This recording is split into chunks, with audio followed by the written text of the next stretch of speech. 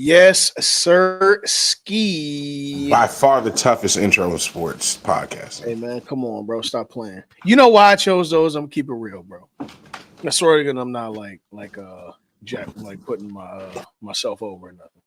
Because like when we grew up, bro, them midway games, those EA big games, that was our shit. Like, yes, we played live and Madden, but also Yeah, Blitz those was are the most fire. electric games, you know what I'm saying, back in the day. Ready to Rumble was fire. NFL Street was fire. Like, come on, bro. Like, that was our. Absolutely. I feel so bad for these kids these days because they really don't have that. They don't You know what know. I'm saying? They They don't don't know. know. They don't know. But anyway, what it could be, what it should be, what's good, people? It's your boy Earl Got Soul live from my mouth to your ears. Another episode of Guess From the Stands. It's boy 091. It's your boy Coach Nard in the building, man. You know what it is. Coach Nard, how was your off season? It's been going well, man. I just went to a clinic this past weekend up in Baltimore. A lot of great speakers up there. Good to learn a lot of information. You know what I'm saying, to bring it back to the players and just help us become a better team, a better unit, first of all, in the D line, which is going to help us be a better defense, which is going to help us overall be a better team. So, it was great, man. It's been fun, you know what I'm saying, outside of just that. The workouts started, you know what I'm saying. Kids got back in the weight room literally the week after the season ended. So we've been in there. It's been good watching kids get stronger, watching kids get more committed to what we're trying to do, knowing they can win, knowing that it's in their hands and it's up to them to do what's asked of them, and even more is going to ultimately push us over that edge. So it's been going well, man. For sure. I'm glad to hear, man. And of course, we did announce what happened, right? Yes. Okay, cool. I just had to make sure. I know we talked about it in the group chat, but I want to sure we announced it. But either way, that's what's up. So let me ask you this: now that you are officially defensive line head coach, well, I guess it'd be head coach, D-line coach, yeah. defensive line coach. Yeah.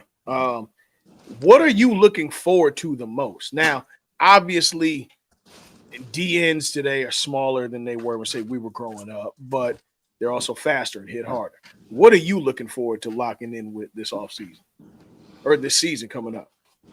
To me, just working with the guys, you know what I'm saying? Obviously, I have built a lot of rapport with these guys just over the last season, over the summer.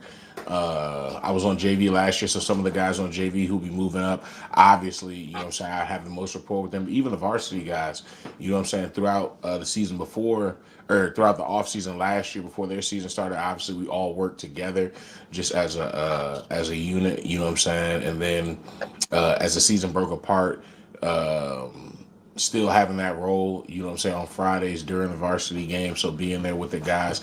And then I work at the school. So you build rapport that way, seeing these kids every day. They know I'm a part of the football program.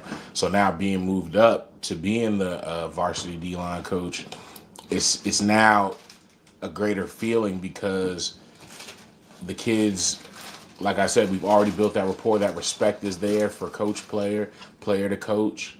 So it's gonna be fun, man. I'm really excited to see certain guys who are changing positions now. Some guys who were playing receiver and tight end last year coming over to the D line, trying to play some DN. Some of the younger guys, we got some transfers in. So I'm just excited to work with these guys, teaching what I know, and help them get better to realize our dreams as a unit, and then as a defense, as a team, and ultimately their goals individually. That's fire. That really is. I mean, brother or not, brother for sure. I'm happy to see this. I've known you wanted this ever since you were yay high. You know what I'm saying? To be in the game, and there's many different ways you can give to the game outside of playing. And I think teaching and growing, and there's so much competition in coaching that I know that it still feeds that competitive nature for you. Like, Absolutely. you know what I'm saying? Yeah, for sure. I look forward to learning the game more just from knowledge that you're passing down as well. Man, I appreciate that.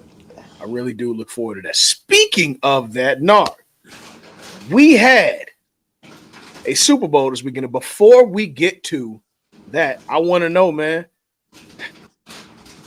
We do sports now. We do, but we also have always opened up our lives to the world. We shared a lot of personal moments and personal opinions, stuff like that. But Nard, Right. what did the motherfucking place look like on Sunday? bro. What did they look like, dog? Walk me through the kitchen, Brody. What did the plates look like? So the plates were amazing, man. We had chopped brisket sliders. We had regular turkey club sliders. We had some Oh, glizzies out there. We had yes, the sir. Did nachos you out let them there. burn? Of course. We had the nachos out there. We had some, with the nachos with the taco meat, not just regular, just nachos and Okay. you know what I'm saying, full dress. It was basically like a nacho bar. Okay. We had some chicken, man. It was fire. Yeah, sounds real man eats. Get in where you fit in. When you have nachos as a side, you win it. You know what I'm You saying? feel me? You win it. You win it. Yeah. I know we did the same. I got to go to B Dot. What up, Dot? Dot is actually coaching basketball, and it's hard to teach these kids. Dot said, "Fuck coaching." Me and my 10 and 11-year-olds are like a long combo. They not getting it. I've coached at that age. I feel you. It is frustrating. I've coached basketball at that age. Um, they're actually trying to get me to come back and coach this year. I would love to do it. You thinking about Uh, doing it? What's up? I am. I'm thinking about. I just got to see what my schedule looks like, but I am thinking about doing it. But because again, it feeds that competitive nature, dog. It does, and it feeds the ability to see kids grow in that way. You know what I'm saying? Like it's rewarding as hell. It's not parenting, but it's right under parenting to where like you see the growth in kid. Like my first time coaching, bro, I remember I had this kid, bro, and he was 9 years old, but I swear to goodness, this kid was like 5 foot tall. Mind you, you know what I'm saying? Which sounds crazy, but he's about 5 foot tall and 9. And the dude couldn't walk his left shoe from his right shoe. He was dribbling, like patting, doing this and all. It was crazy. But by the time we got to him, man, I just like I got in the lab with him and I told him, dog, you bigger than everybody. Showed him, you know what I'm saying, elbow moves, this, that, and the third. And he was getting down there, getting it in the post, man. Like he got it. But the problem, and Dot is right.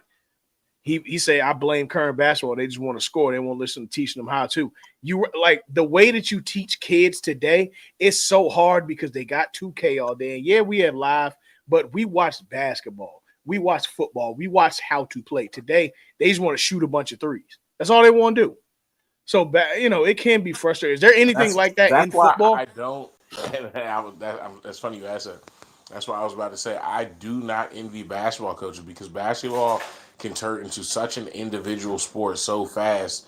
It's Yep. crazy. You know what I'm saying? Yep. Football, you truly have to rely on the other 10 guys around you in order to Right. make positive plays. I mean, don't get me wrong, superstars do their thing, but if everybody on the team goes, or even really one person goes rogue, it can fuck up everything we're trying to do, fuck up the whole scheme of things. Yep. So it's like with basketball, I mean, with football, it's, I'm not saying the basketball coaches don't, because I'm pretty sure they try to, but just throughout practice, the emphasis on all 11, the emphasis on team. That's why, Yep. to me, it's the ultimate team sport because the linebackers have to rely on the D line to get some sort of penetration in order to stop the run, or the Mm-hmm. DBs have to rely on the D line to get some sort of pressure in order for them to not have to be covering for an hour.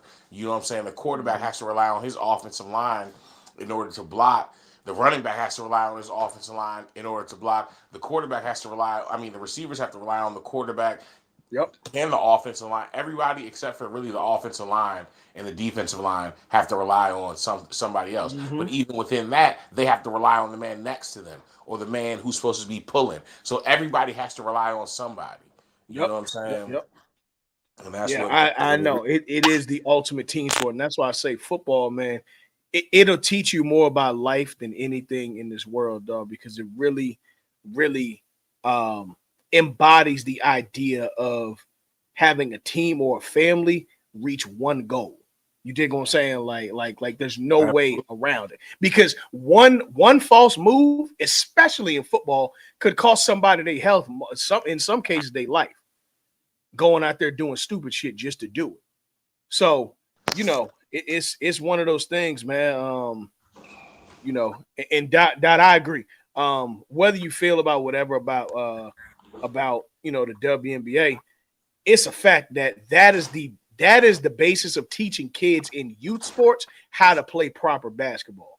Or Because there's so college. much, because there's so much facilitating and using the clock to correctly get plays off. It just is what it is.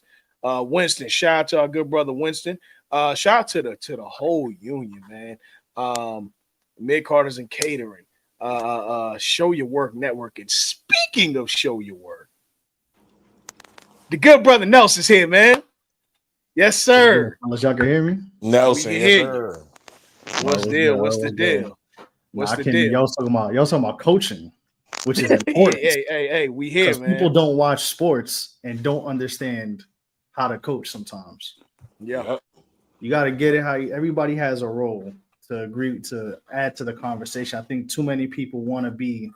Mhm. I got to score 20. You don't need to score 20 to win games sometimes. No, Yep. no, A you lot don't. of people don't. A lot of kids and just like the way people coach is like. If I was to coach, you look at what strengths whoever they are, whether they're younger or older, kids and youth and stuff. But I feel like Yep. you always got to teach. Like if it were me, I will always teach whatever team I'm coaching the ugliest part of the game first. Because Always, games are always. not pretty. You ain't gonna have them pretty 20-point games. You ain't gonna have them pretty 30 where you're tween, whatever. Sometimes you got to get your 20. The game is ugly, and you got to figure out how to win through that. You A lot gotta of learn how to people, win. a lot of kids, and just a lot of players in general just don't understand that. Like I if agree. you're not hitting threes, you got to figure out. You got to do something else. You got to play defense. You got to get rebounds. You know, pride Yep. yourself on that. Get But a lot that of people loose pride ball. themselves on scoring. Get the loose ball. Sometimes, your stats may not show up, but you make a play that makes a difference. Like Yep. fortunately, like I was taught that way. So because I never was like when I was playing, I was young. I was never like the shining star. Like I had a good jump shot and that was it. But I had to learn how to get my work doing other stuff, the Mm-hmm. stuff that some people don't want to do. That's Yep. that's what I would promise myself. Hey, do the thing everybody else. Nobody wants to play defense. You got to play defense. Nobody wants to get the Mhm. ball. You got to go get the ball. Nobody, you gotta take what the game gives you, but also be able to take advantage of like what other people aren't doing. So, Hey, That's what Doc, that's that's what so kids real. don't. That's what a lot of kids don't value more than anything because when you're trying to force it, you know what I'm saying, in basketball, instead of doing those things you're just talking about, that's how you take yourself off the court. Instead of you might only score 7, 8 points, but you're not coming off the court because of everything else you do. You know what I'm saying? You Mhm. make right. yourself invaluable, and that's what kids they don't value being on the court as much as they value being the man on the court. Yep. Yep. And I'll they never I think. forget that. one of the guys Mhm. on the bench.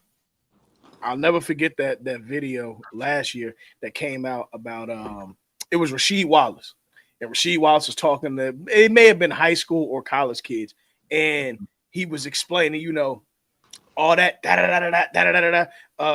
crossing over to all time. That's for when you get checks. You want to keep a job in basketball, and obviously there's fundamentals of all sports. You want to keep a job.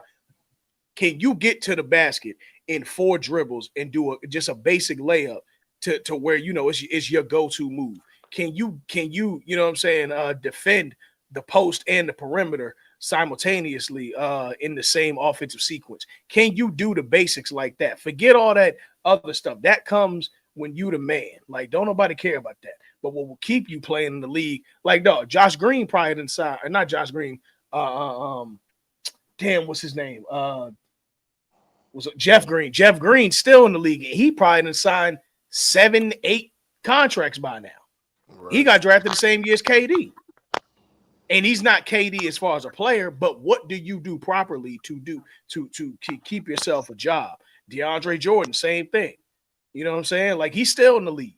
These guys are still there. So, Yeah. you just got to learn what to do. But we can go on and on about that. Nelson, how was your Mm. Super Bowl Sunday, brother?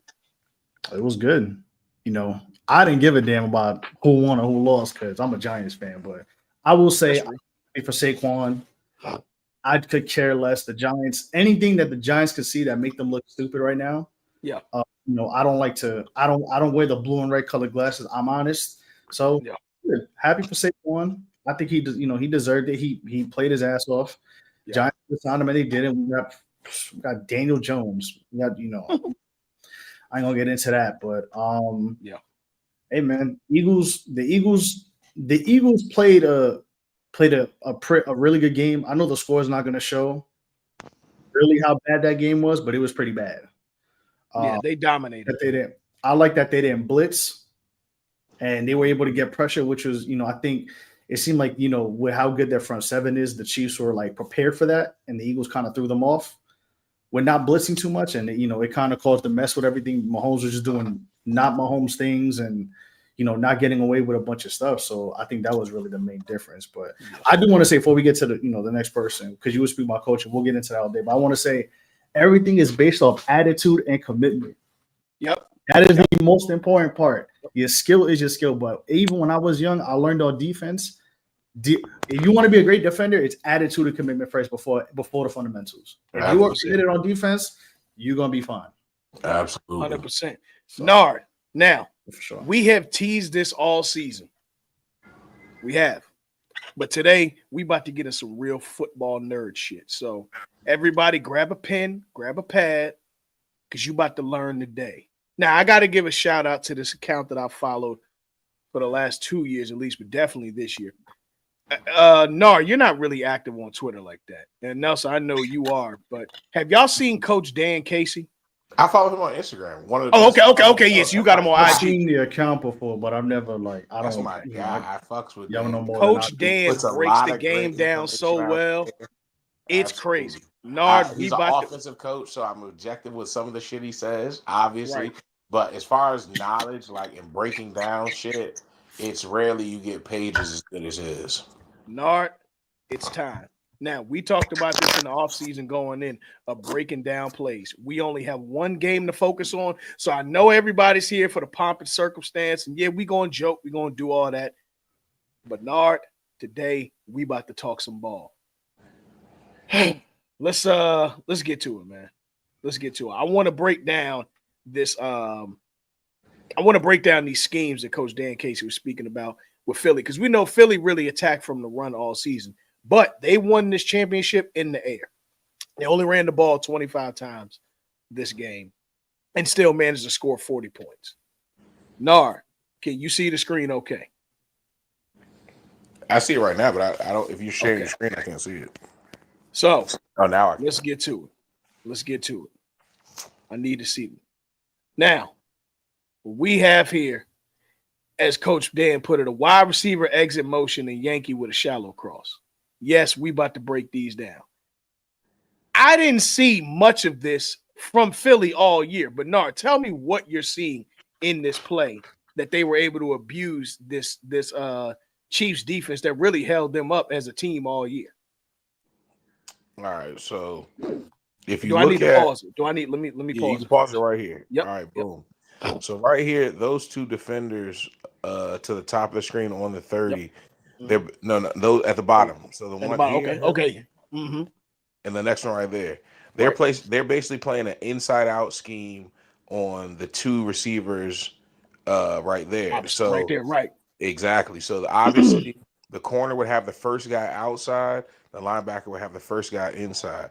But the problem is when AJ Brown exit motions to the outside, the corner takes him because obviously he's the receiver, but he ends up getting beat because he's thinking that AJ Brown's going to go outside because you see he has outside leverage, but he goes inside. It's basically like a pick play. Tell me when you're ready for me to play so we can get to it. Go ahead. Okay. Now, where you want me to stop? All right, go back. Okay.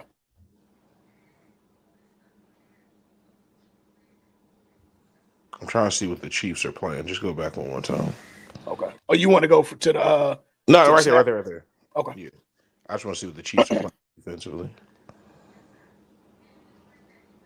Go ahead. Okay, you ready?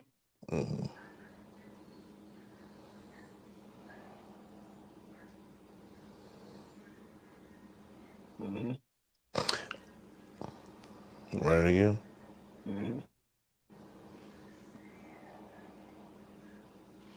Toss right there on the 50. All right, so they're playing cover 3, single high safety, And the problem is the when the route the safety up top has to choose between the Mhm. two vertical routes. Play it again. Yep. I wish there was a way to play this. Let me see if I can play this slower. You can play it in It's slow just motion. Yeah, go to yeah. playback Can speed. okay? There we go. All right, perfect. Yeah, Thank go you. to playback speed. Yep, I'll Because put it at point twenty five I just do to that make it right. sometimes with certain like Okay. NBA ones. I watch There them you go. in Now slow we can motion. break it down. All right. So no, just tell me when you need me to pause. No, All you right. good. So Jalen snaps, obviously. Let's stop right here. Now, how is this developing at this point? All right, so they're not. All right, so if you look, go back, and here's how shit gets tricky. All right, Okay. cover three and cover one are both single high safety defense. One is zone, one is man. They look the same. From really well, if they start too high, it's gonna look the same until you start seeing people follow people. So this is actually man defense. So if you look down, and here's how you could tell: if you look down at 27, right there, Mm-hmm. above the 40, Mm-hmm. when that receiver starts going, if it was zone, he'd get back to the numbers. He's gonna turn his back to the quarterback, which automatically lets you know it's a man. Huh. Mm-hmm. Now look, you only got one safety. This will really happen where the play's messed up. You see that safety who's over there at the 50 above that L Mm-hmm. Yeah. right here. He's basically robbing the play. All right. So since it's man defense and he's really is that go back? Is that the corner? Where that other safety You want to go? go back to the start of formation or right Yeah, here? no, because I just gotta see where he's moving. Okay. Yeah, I got you. We'll go back. Go ahead. Yep. So when you're ready. Go ahead. Mm-hmm.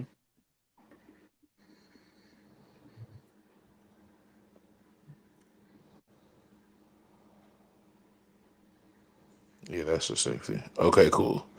All right. So look, here's what happens. That safety right there is at the 50. Pause it. Mm-hmm. Right here. All right. So the guy who catches the ball is the guy under the L right there, correct? Yep. Yep. All right, so here's what happened. If you run it back 1 second, so they're playing cover one robber, which basically means like that extra safety right there is a robber. What that means is he Mm-hmm. really doesn't have a man. He's playing the middle of the field, and Right. anybody who comes across that middle of the low hole under the high safety, he's supposed to take him. But for some reason, he's it's like he's passing him off to the middle safety there instead of taking him, and that's how he ends I up want to wide open. watch. I want to see what he did. He went back. He It just looked stops. like he just stopped. Yeah. Yeah. Yep. See, And then it looks so like he he tries basically to did. recover and catch the Yeah, but see, he and should get have the stayed. coverage there, but he beat. He should have stayed on him and allowed that middle safety to continue to play in the middle. Because if you see, I mean, that throw would have been Let's go obviously back. way too far. But Yeah. if he threw that right now to whoever is that Devontae Smith in the middle of the field, he would have been open too. Yeah. Yeah. Because That's now the fine. middle of the So field safety is not there anymore. right. So So what if it he looks threw that like right is there, he followed him. Yeah. He because he's followed on his him all the back. way through. If this safety over here at the 50 takes the guy going underneath, it would allow the safety up top to stay there. But So since he instead, had didn't, he not camped out, had he followed through here, he could have had a no, better not coverage. him, the one who's Okay. up top above the Okay. football. Okay. Right. Him. Had he followed He through should instead have of stayed breaking on off. him.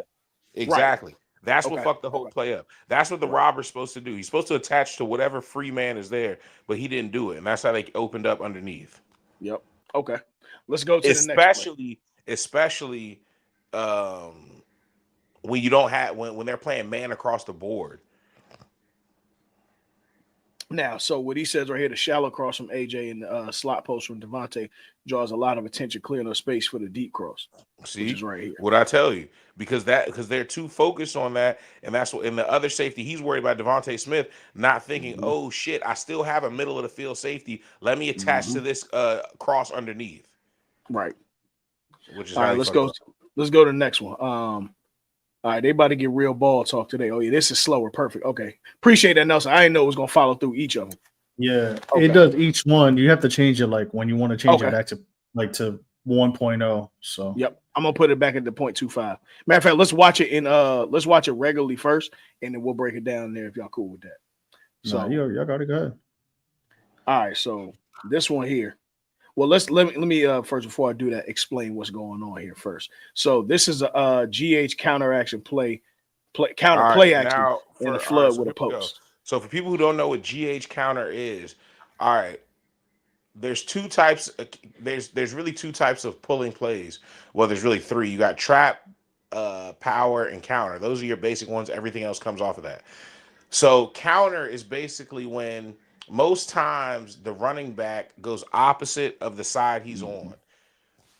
So let's say if the running back is on the left side of the quarterback, most of the time they're running to the right side. Right. In You ready for counter, he lines up on the same side that he's running on.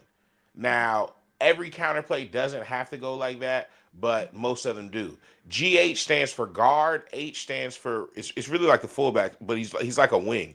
So if you put the cursor, you see that guy Mm-hmm. who's off the tight end, who's off the ball. Mm-hmm.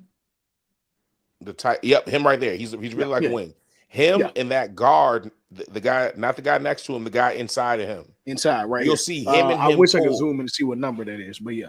You'll see him and him pull. The H is the tight end, the G is the guard. So that's why I call it GH. The G goes first. He kicks out Mm-hmm. that defensive end, and then Mm-hmm. the tight end wraps around for the first linebacker. But this is play action. So all this is designed to do is to get the linebackers to read the pulls. Oh Yep. shit, it's run. They're gonna come forward, and it should be clearing out some space in the middle.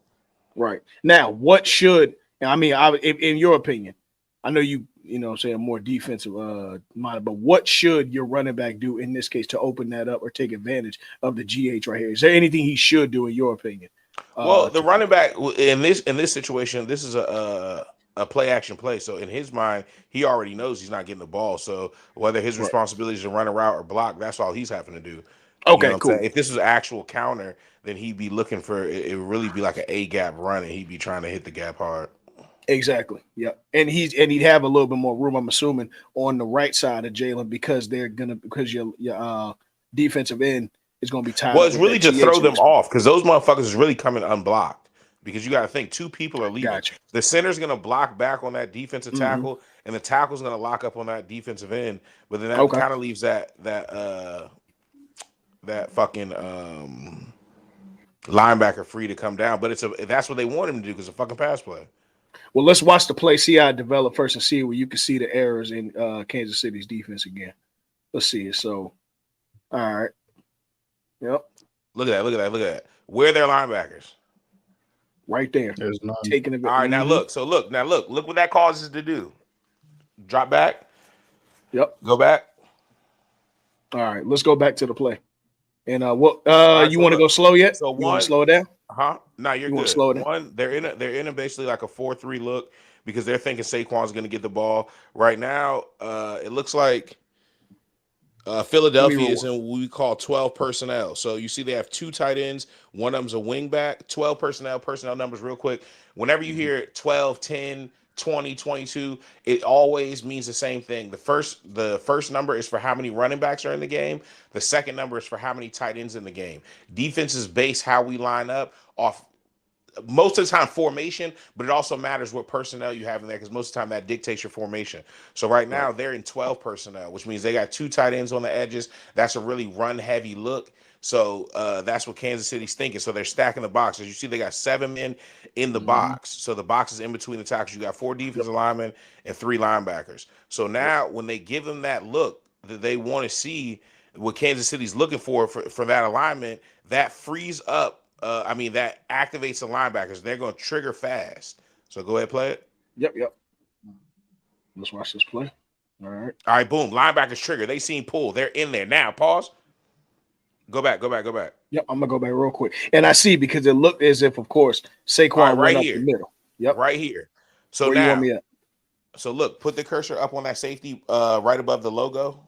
Yep.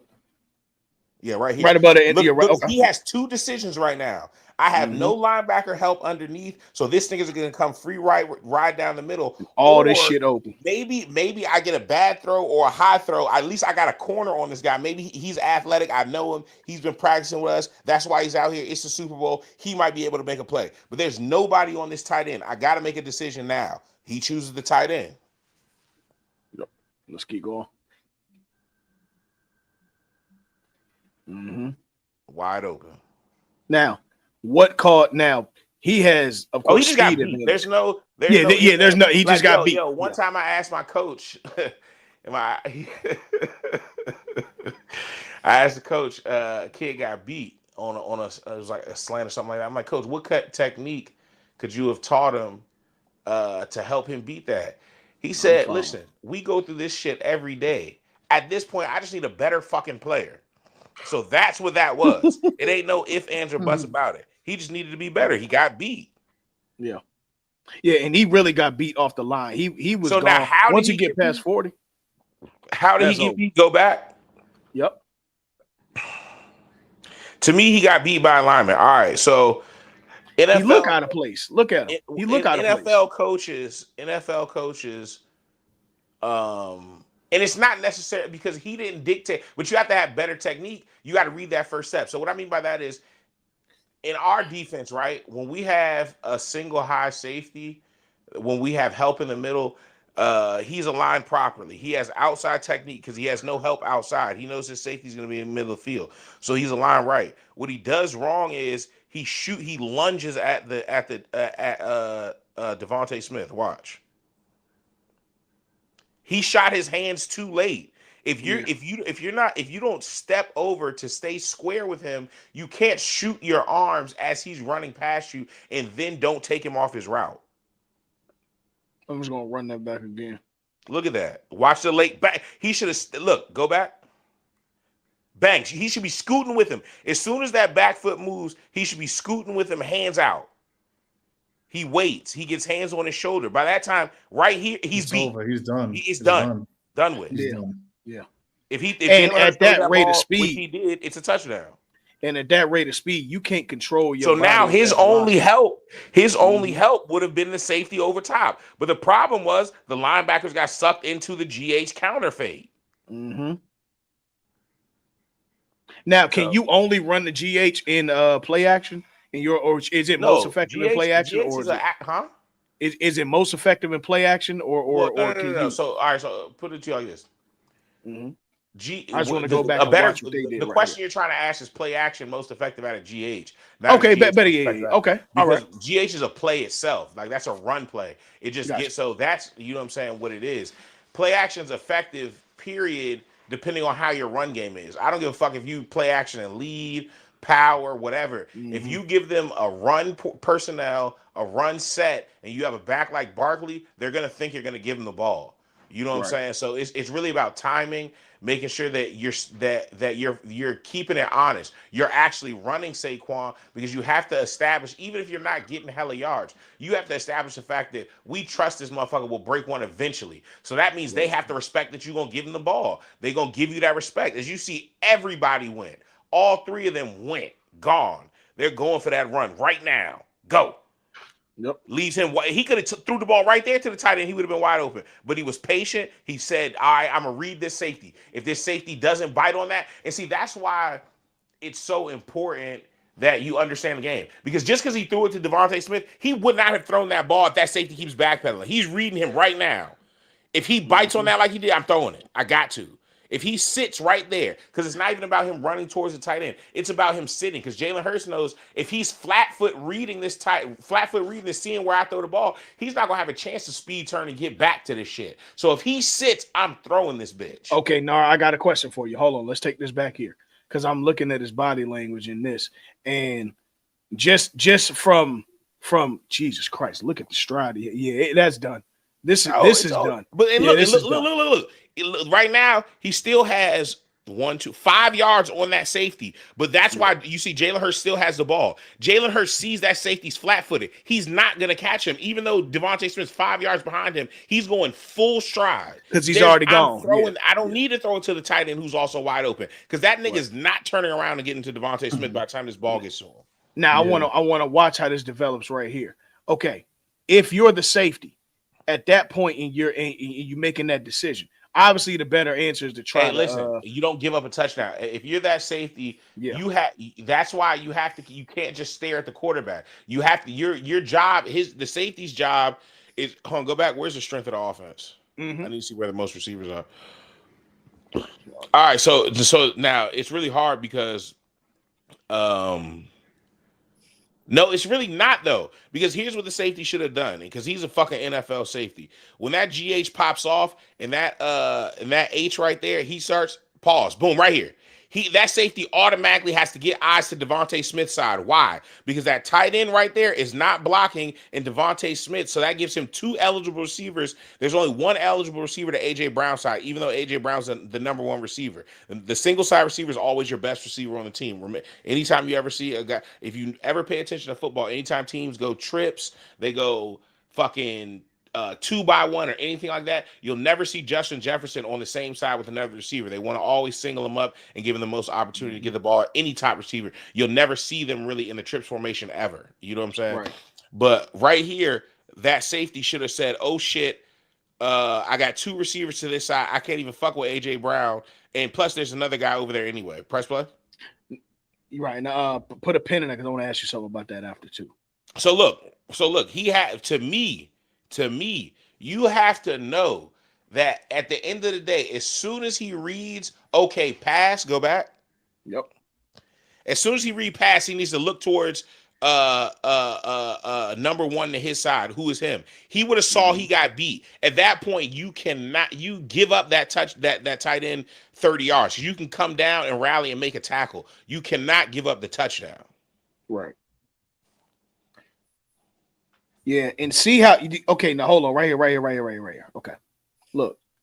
Do you see how even though it looked like 11 is Brown, even though it looked like Brown, and he curled in, wouldn't Jalen still, regardless of whether you can give it a touchdown or not, didn't you still have at least 40 yards of a possibility of 30 yards possibility gain right here because AJ curled in and he still damn near was wide open to at least receive the ball. No, because a play like this is not designed to go to AJ Brown. This play is designed for exactly what they saw. The play was designed to read the safety. If the safety bites on the underneath throw, I'm throwing that bitch to Devontae. Plays are, you have to have 11 guys out there, but plays are designed just like basketball to go to certain players. They're designed to go certain ways. So this was a safety read. So AJ Brown was really he was a if fucking Hurts had to scramble out that bitch, that was when he would have been really activated in this shit. You know what I'm saying? But this play right here was for those two, the tight end and the not single side receiver, and the number 1 to that side. Okay. Now, is that just by personnel or that's assigned in the playbook from jump? Who you would know your number 1 is? Because in cases like AJ Brown and Devontae Smith, you damn near got quote unquote 2 number 1s.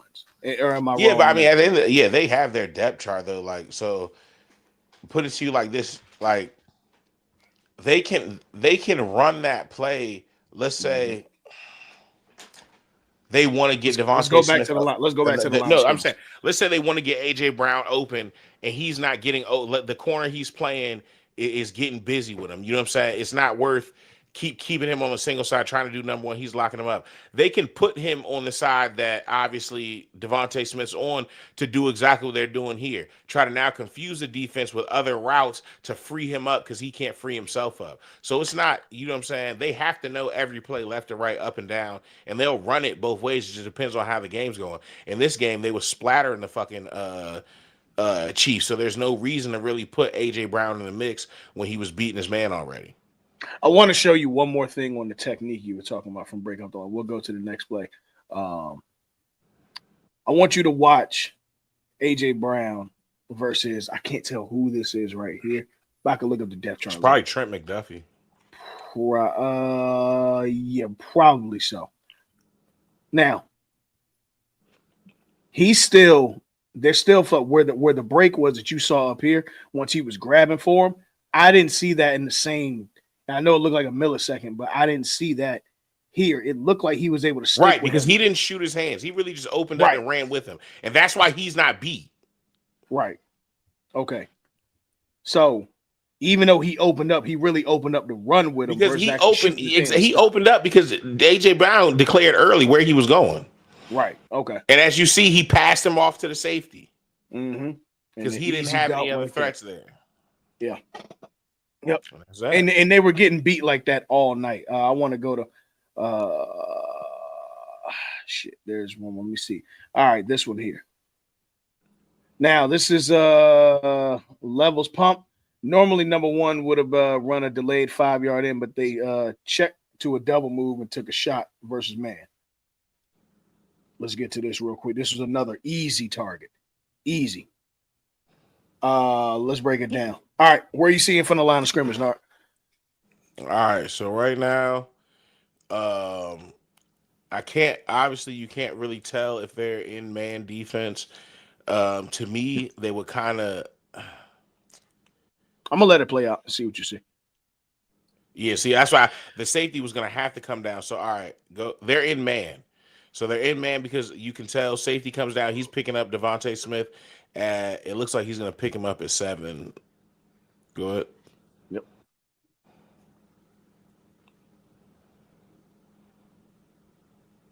So we got cover 1. He waits for him at like 10. Damn, how did he get beat like that? Go back. Yep. He got cooked. Yeah, he got cooked. Following here. Oh, he just that was over. I mean, that was it. Like really, he move. thought he was. See, and that's the problem.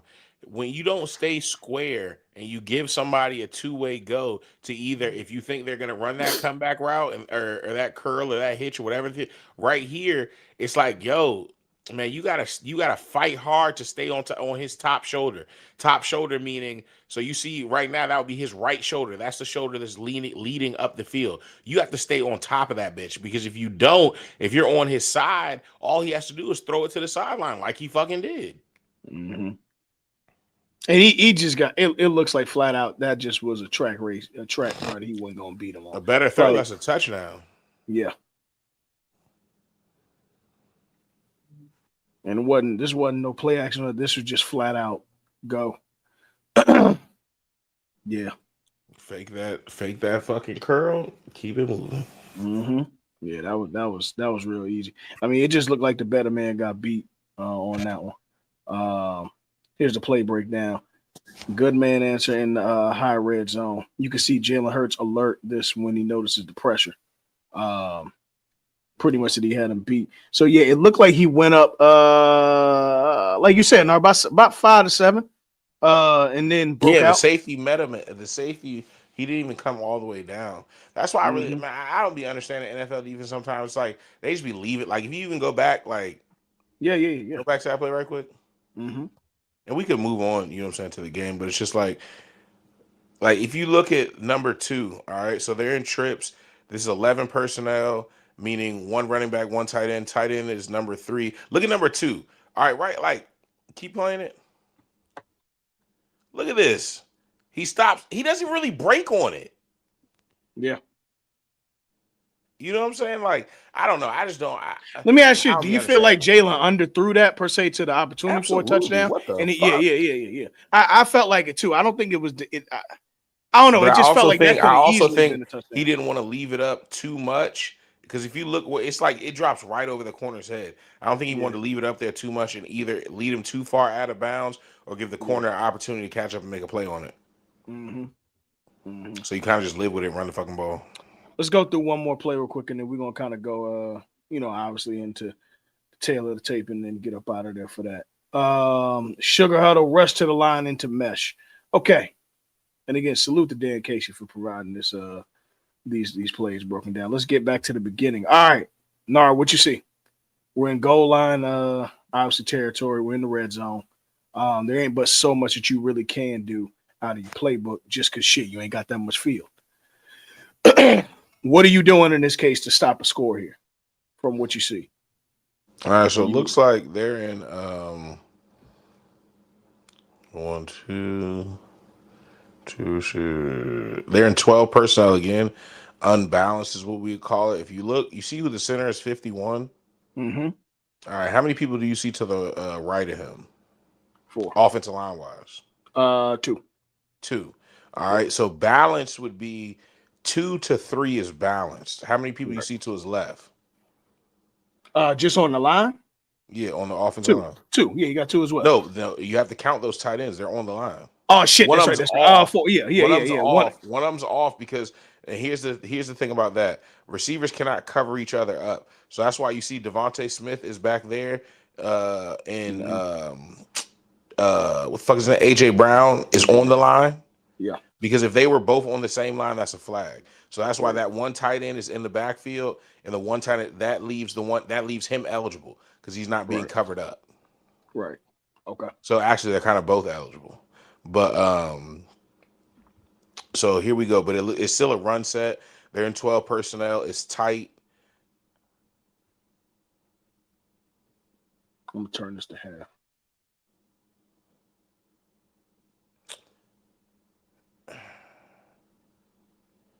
It was really kind of an ugly mesh.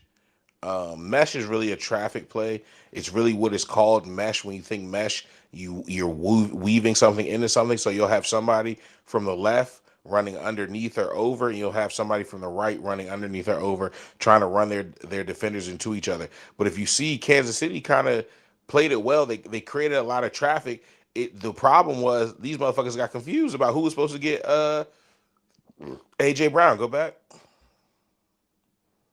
Did the guy who took him get in traffic? No, because he's dropping back. No, That's he what. dropped back. Yeah. Yeah, see, mesh is a zone killer because really in mesh you need to be in man because you have people crossing traffic, and that means some defenders are going to be sitting in zones. So if you see, just like that safety did, he was sitting in a zone until he realized, oh shit, there's nobody over there where AJ Brown's going to. And I think that's a linebacker, not a safety. Let's see.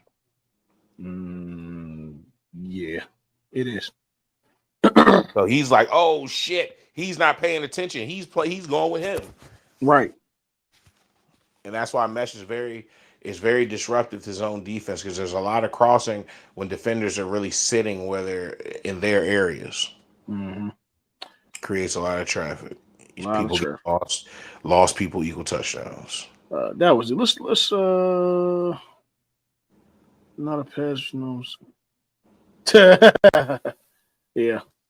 That was easy. You could see he just suckered him in right there. Let me see if there's one more they got.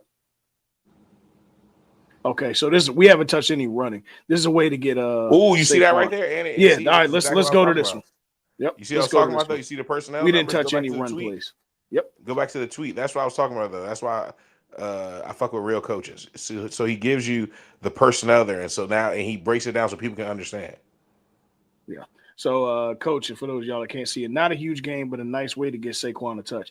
22 personnel, 2 running back, 2 tight end, 4 strong snag with a lead swing. So 4 strong means you got 4 eligible receivers to one side.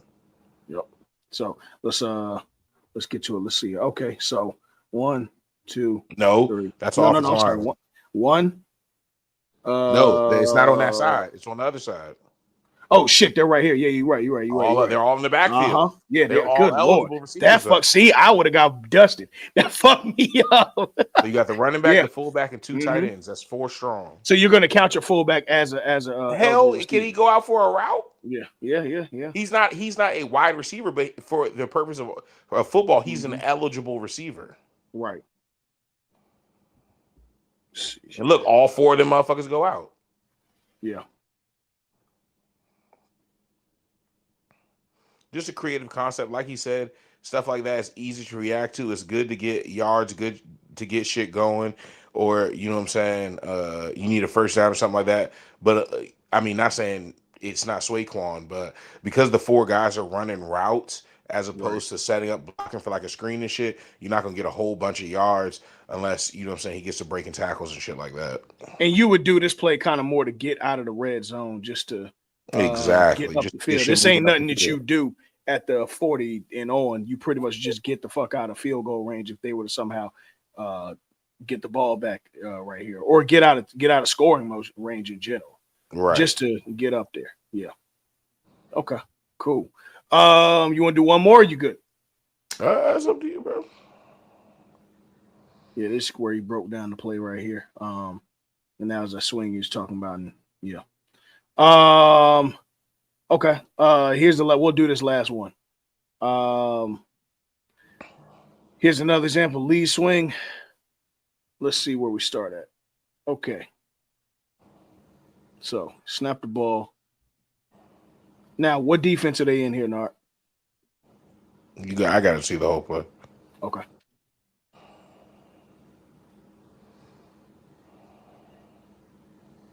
Man, they play a lot of man, and it looks like they're in zero. They might have blitzed. Go back.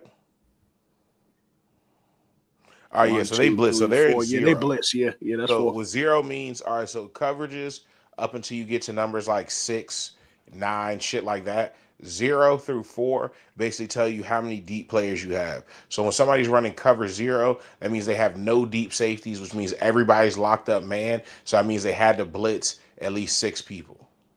Jesus. Well, not blitz 6 people, but send 6 people on a blitz. Mm-hmm. Hold on. We So can go back a little bit. We can go back. yeah, they sent 6. If you send 6, you got so that means they blitz both linebackers. Because 4 is automatic. You got 4D linemen, that's automatic. They're going 1 linebacker. You don't have to play 0. You send 2 linebackers. You got to play 0. Yeah. Yep. And that's easy right there. Right to AJ. So, yep. All right, and this is basically like a RPO. So Mm-hmm. when the play is initially lead, but if Jalen Hurts feels pressures coming, that he can alert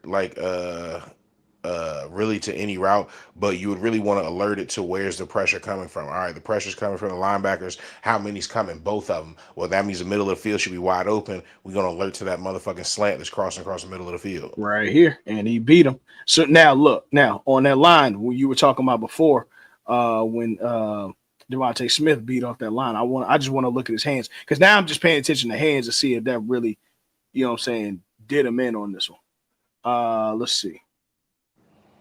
Okay. No, he doesn't really shoot his hands. His No. problem is he doesn't get hands on. See, Right. hands can be your friend or they can be your enemy. They can be your enemy 2 ways. You get your hands on wrong or you don't get your hands on at all. If you get your hands on right in the right place with enough power, the hands are your friend. That's you never want to let anybody get a free release off the line. Why would you know what I'm saying? Unless you're playing off coverage or something like that. If you're supposed to be tight on somebody, you never want to let them just whiff by you. Because at the end of the day, even if they don't score, we're trying to limit completions. We don't want any yards given up. So in order to do that, nigga, I need to be tighter on you than your jersey. Yeah. Yep. And that's a quick, easy dump for him. But it's easier There you said go. than done. These Yeah. motherfuckers in the NFL and they strong as a bitch. Yep. For sure. All right. Oh man. No, I appreciate you breaking down some game film. Oh man, you already Uh know, bro. I love to do that yeah, shit. man. Let's get to it. Hopefully the audience was educated. Z, what's the deal, bro? What's going on with y'all? How y'all doing? Nothing, man. Little class in session. Little class in session. I'm glad to hear it. Yeah, man. How was your Super Bowl Sunday? Man, my Super Bowl Sunday was excellent, man. Ding dong, the witch is dead. For Thank God. The sure, for Eagles sure, beat for them. sure. The Eagles beat them like they owed them money, man. Yeah, they And they did, was man. late. Yeah. Facts. Um, yeah, man. Again, Nard, thank you for breaking down the game. Just some of the plays, I should say. But obviously the Eagles won the championship 40-22. That 22 has an asterisk to me because by the time it was bro, it was over before halftime. It was done.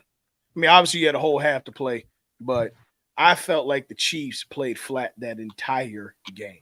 They didn't pass the 50-yard line for the first 9 drives in this game.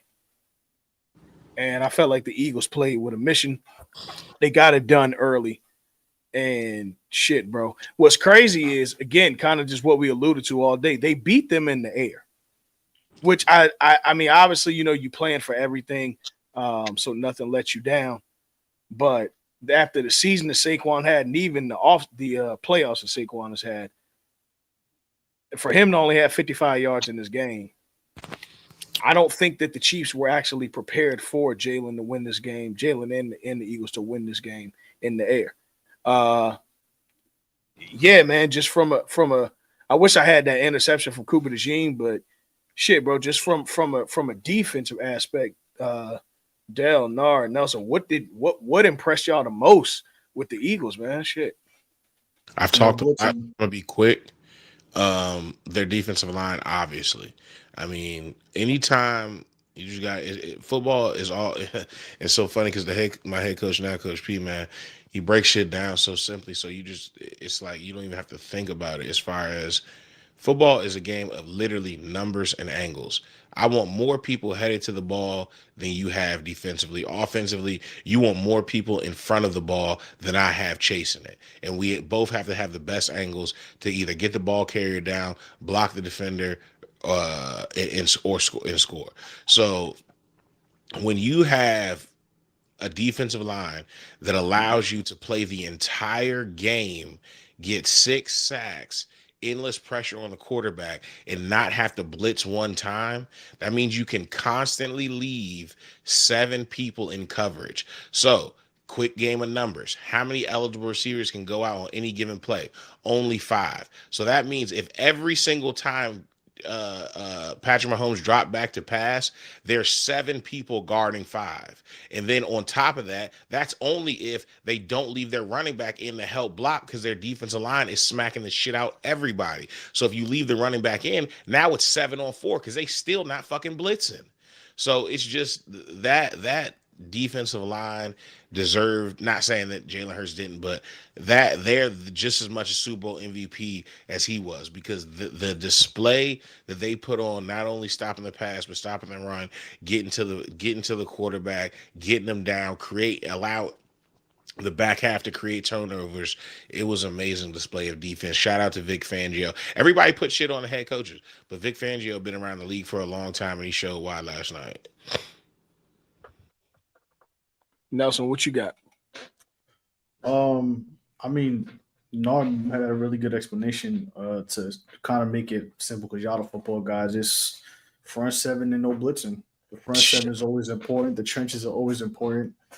It doesn't matter what it like when it comes to the Super Bowl. I think for every game the trenches are important, but especially in the Super Bowl, if your front four is not doing what they're supposed to do, then you're not gonna win. And that's coming from somebody. I'm a Giants fan. Like I every say, yeah, time you've had some we've been legendary successful, lines. our front sevens, our front four, really, but our front seven as a whole, like yeah, the front four is gonna pop because of the names, but the front seven was always an issue. Like, Mm-hmm. and Steve Spagnuolo was the DC at the time, so Antonio I was Pierce was a problem. Antonio Pierce, Matthias Kiwanuka, Niggas um, don't remember Kawika, Kiwanuka. Kawika Mitchell, Reggie Yep. Torbor, like then our backs are our cornerbacks were good, our defensive backs are great, but the Yep. front seven is always important. Like that Philly front seven is especially that front four is ridiculous. So I think to the Chiefs played more concerned about that front four than anything. Yeah. And then it was like, oh well, if we cover the front four, then Pat got it. And it's like, not really, because you have 7 people just waiting for something to happen. And Mm-hmm. Pat thought, all right, let me do I could do some wizardry and maybe I have one game breaker play that's gonna throw him off the rocker. But the Eagles were like, all right, bet you gonna do all that fancy shit. We not gonna let that, go ahead. Yep. You have to beat this yourself. The running backs ain't gonna really do much, and I think the Eagles had kind of had an idea that they were gonna be zeroed on to Saquon. And yes, Sunday was not the first time from what I've seen where the Eagles like defend opposing teams have not dared Jalen Hurts to beat them over in the air. Very foolish. And for the first half of the season, it was like, yeah, it didn't work. But then after that, it's kind of like the Eagles and Jalen Hurts himself have gotten accustomed to like, all right, cool. If you're gonna zero in on Saquon so much, like I could still beat you in the air because they have 2 really good receivers. Yep. So I think that's what happened, and the Chiefs paid for it. The Chiefs looked really bad. I don't know if it was just that terrible game plan, Tom Brady in the building. I don't know what the hell it was, but they look fucking horrible. Facts. Z, They look terrible.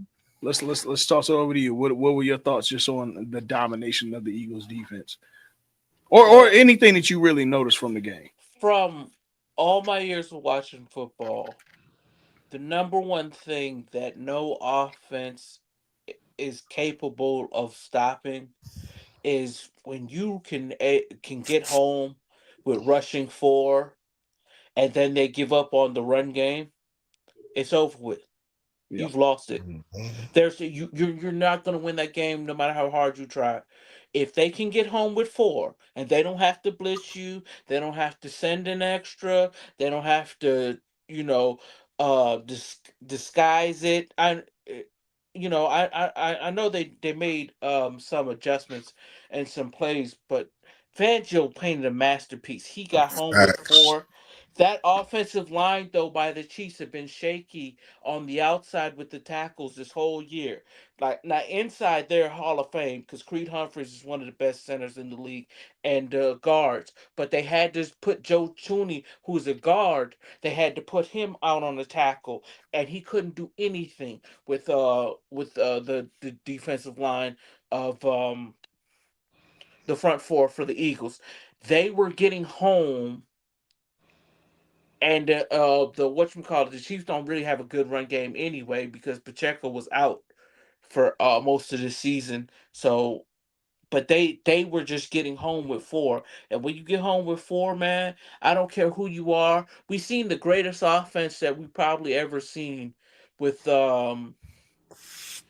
both of them, with the Legion of Boom versus that Denver team that was Mhm. amazing offensively, and we've seen the '07 Patriots that was the best offense we've ever seen, bar none, that went undefeated.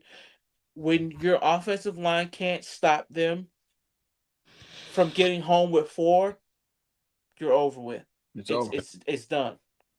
I Yeah. mean, And Nolan Carter oh was a my God, game Nolan breaker. Smith. Nolan Smith. Nolan Nolan Smith. Smith, Nolan. Nolan Oh Smith. my I always God. get him and Jalen Carter since they played together at Georgia. I always kind of get their Facts. names bunched up together in my head. But Dell, you're taking my point. he was just a game record last Bro. night. Is Bro. stopping the run, and then he was stoning guys when they were coming, trying to progress forward. He would stop the double teams. He was turning guys. He was turning linemen. They couldn't do nothing with him last night. Nah, yeah, I he's I, yeah. I do want to I want to point to something out, and I do believe 1 to 2, you got a chance to say, fuck out of here, Earl. Once we get to 6, near and 10, I think there's something to this.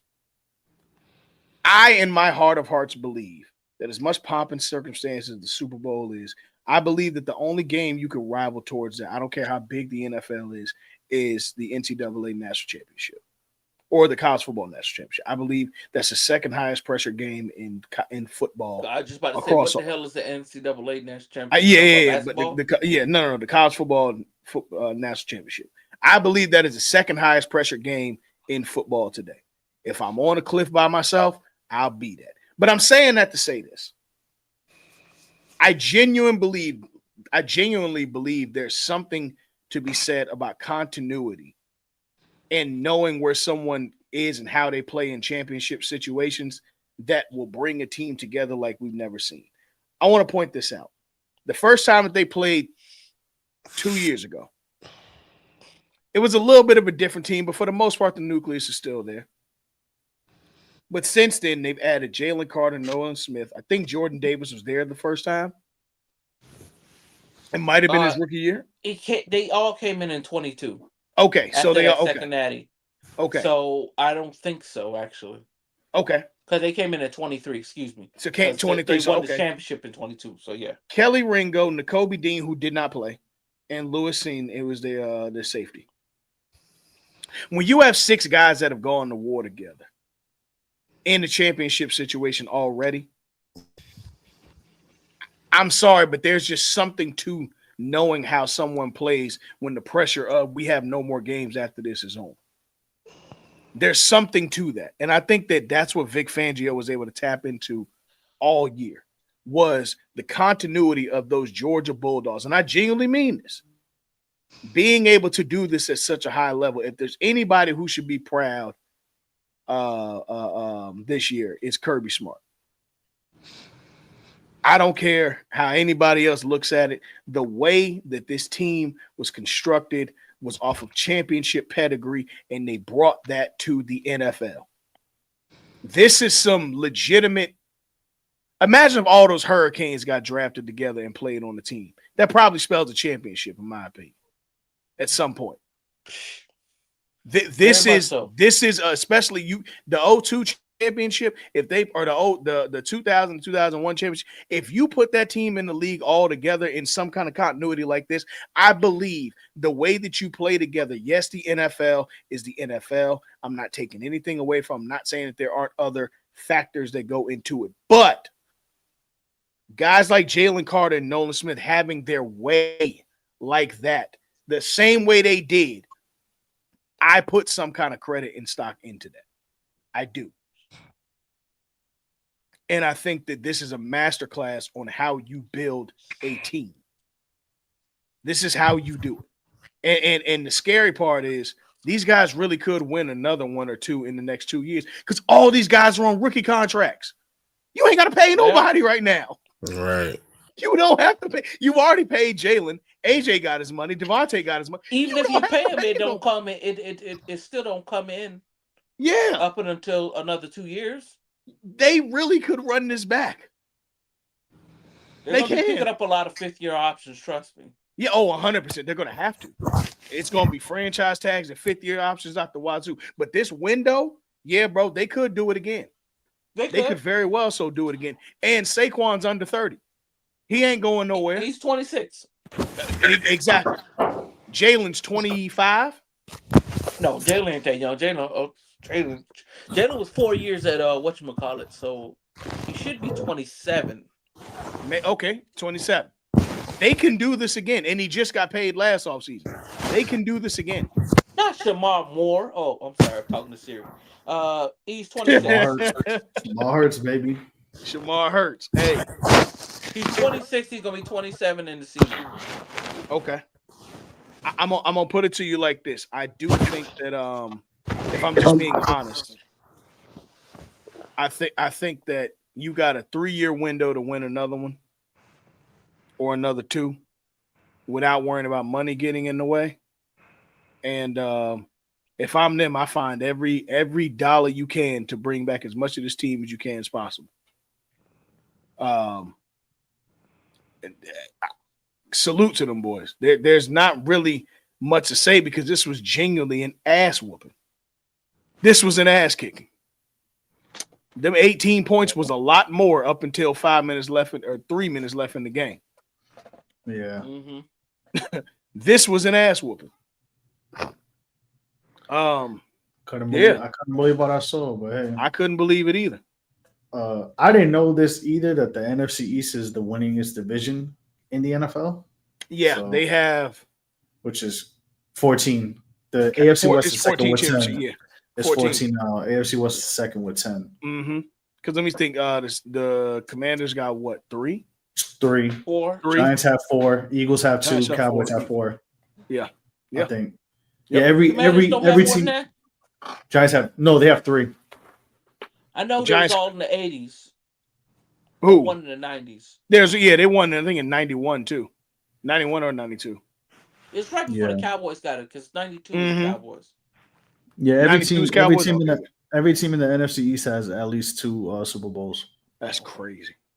Cowboys have 5. So they have 3, 4. Yep. It's Cowboys have 5, Giants have 4, Commanders have 3, Eagles have 2. Yeah. And the Eagles, too, just came in this last 10 years. Yep. Yeah. It's 2017, so yeah. Mm-hmm. Yeah. But I mean, this was a good game. This was one of the first. Now I've heard Tom Brady call, I think, 3 games this season. I think he did really well for his first Super Bowl. He did well. It wasn't really too much. I know he can't be as critical as he wants to for obviously tampering reasons, but I think he did really well. He was also that voodoo that he uses on Patrick Mahomes. I would hope he it up. Yeah. And also, I think people are overreacting on both sides just a little bit. One, let him finish before we start talking the GOAT thing. But also, at this point in his career, well, not really. By the time Brady had 3, he also went 3-2. But it was also about 4 years earlier. He wasn't 3-2. Brady was 3-2. No, he was 3-0 first. He was 3-0. 3-0. And then 3-2. Yeah, and then he lost 2. Then he lost 2. And then he went on to win. He won 2, lost 1, and 1-2, and 1-2. Yeah. Mm-hmm. Yeah. So just let it happen, y'all. It ain't even been 10 years. Damn, that's a lot of championships. Go ahead. Yeah, I'm that's a sorry. lot, dog. Shit. That's a lot of championships. But yeah. Just let it happen. Let it happen. Just relax, let it happen. So with the closing of the Super Bowl, as far as the game, that officially secures the Lakers at least for another 3 years as the only, well, maybe two, as the only three-peat champions in North American sports. Just surveying the field of sports, what team do y'all think has a legitimate chance to three-peat? None. Right now, it's the Eagles are on one. The New York Liberty are on one. The None. Boston Celtics are on one. None. If I Although had I to think guess, the I Celtics think can repeat. the None. Dodgers. If I'm guessing, the Dodgers maybe have the best shot. Hell no. Really, Y'all eventually gonna get one. I hope. Nar, Lord willing, what and you the think? creek don't rise. Eventually, y'all gonna get one. Who you think could three-peat in major sports? Um, What hockey saying? Florida's not Oh three-peating. yeah. Hell no. They are not Hell You no. never three-peating. know. No. They might Hell no. repeat. No. that's You three. their biggest fan, so you should know. Hey, I ain't gonna lie. Maybe I it's the watch the Lakers. most hockey in Maybe it's the here. Lakers No, again with Luca and Brown. and No, that's not because they Braun beat us, but no. ain't staying that long. Nelson, you're a Rangers fan, right? Yeah. Or Islanders? You're okay. I wasn't sure if you're a Ranger. Rangers. Okay, you're a Rangers fan. Okay. I mean, you said the Lakers will. Hell no. One, they got to win one. You said they're most No. likely to three-peat? No. You never know. That's what you're asking? Yeah. Yeah. Hmm.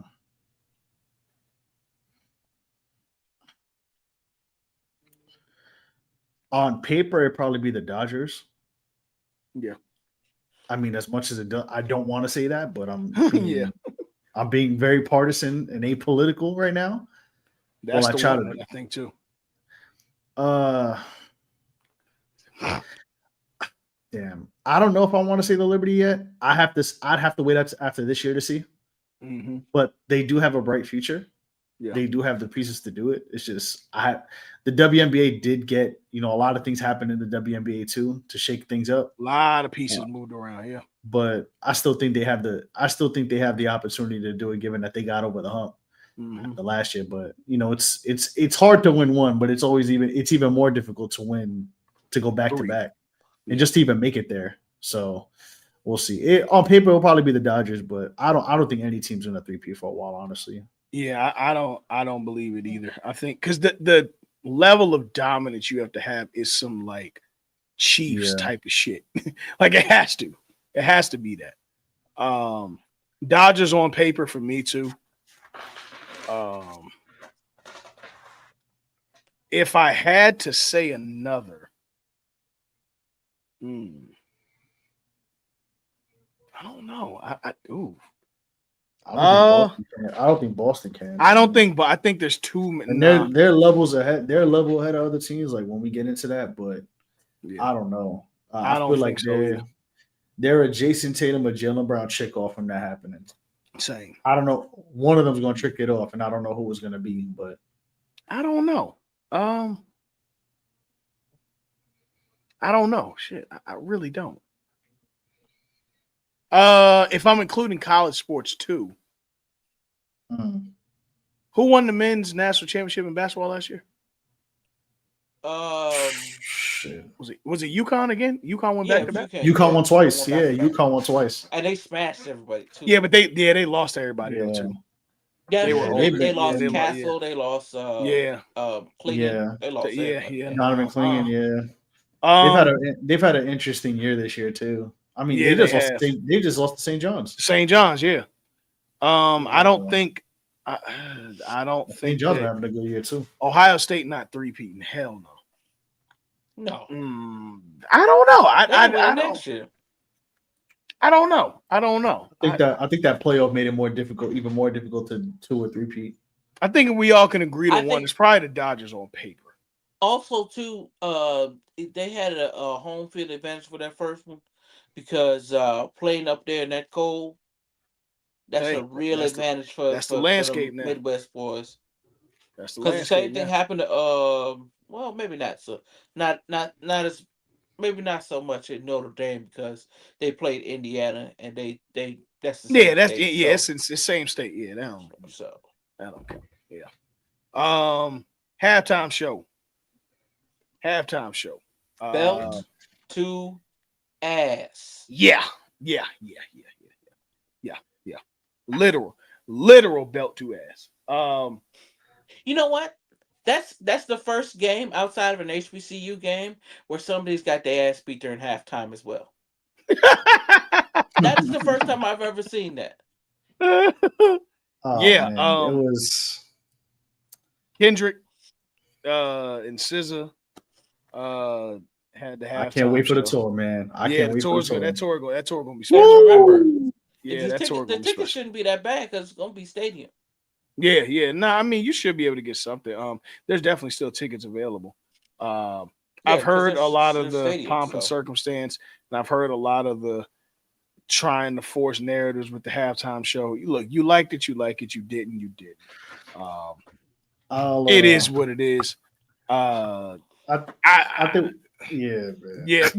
Yeah, man. GG's. We'll go. GG's. We'll go. I think we'll go more into depth on it on Thursday. But yeah. if I have you know what? if I Y'all want to do keep it. it as We'll cover the concise as I game. can, if I want to keep it as concise as possible, listen, man. If it ain't for you, it ain't for you, bro. It ain't for you. Dog. I heard that. It ain't for But you. it's for a lot of people because 133.5 million people watched it. Yep.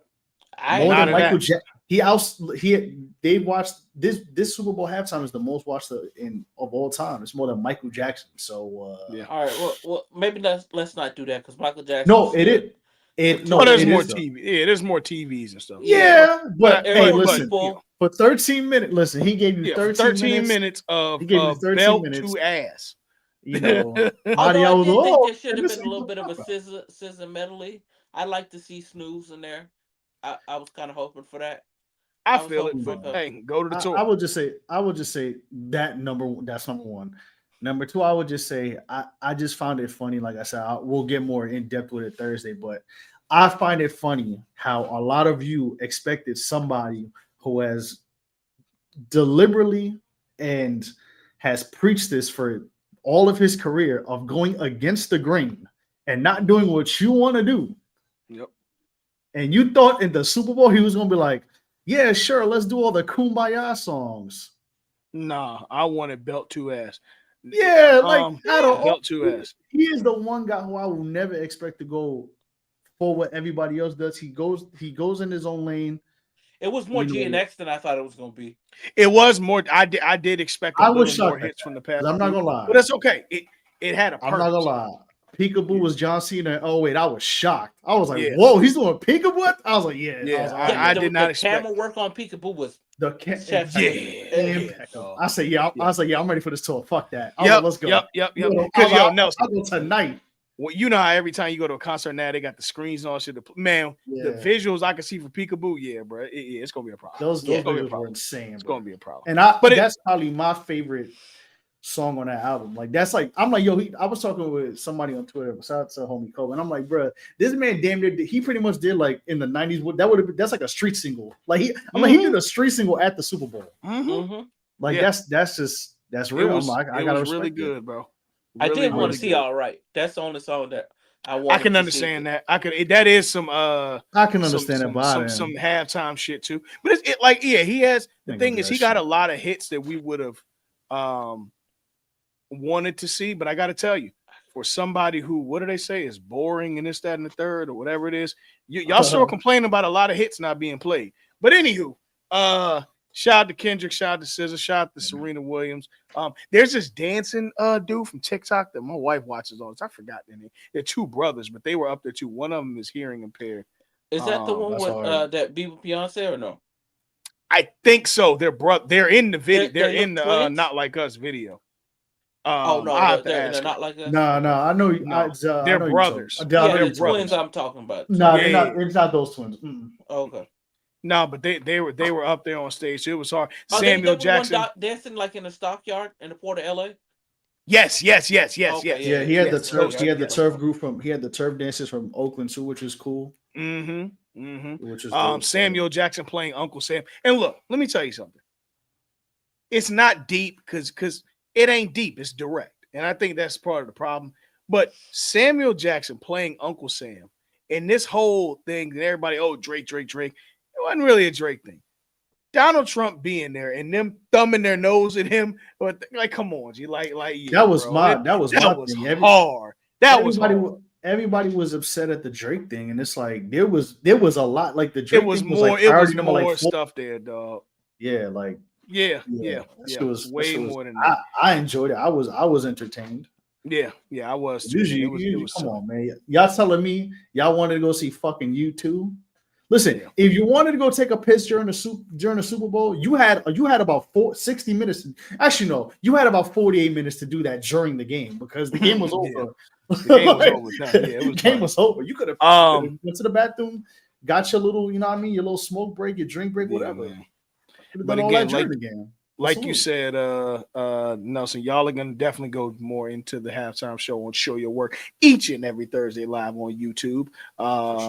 In the 9 o'clock hour. Yo, Marcel, what it is. The Chiefs Kingdom has come to an end. But hey, man, you should pat yourselves on the back. It ain't over. It ain't over, man. We It's still just love you. Got y'all your lost ass the whooped, game. but we still love you, man. Y'all lost the game. It ain't over. I hope it is over.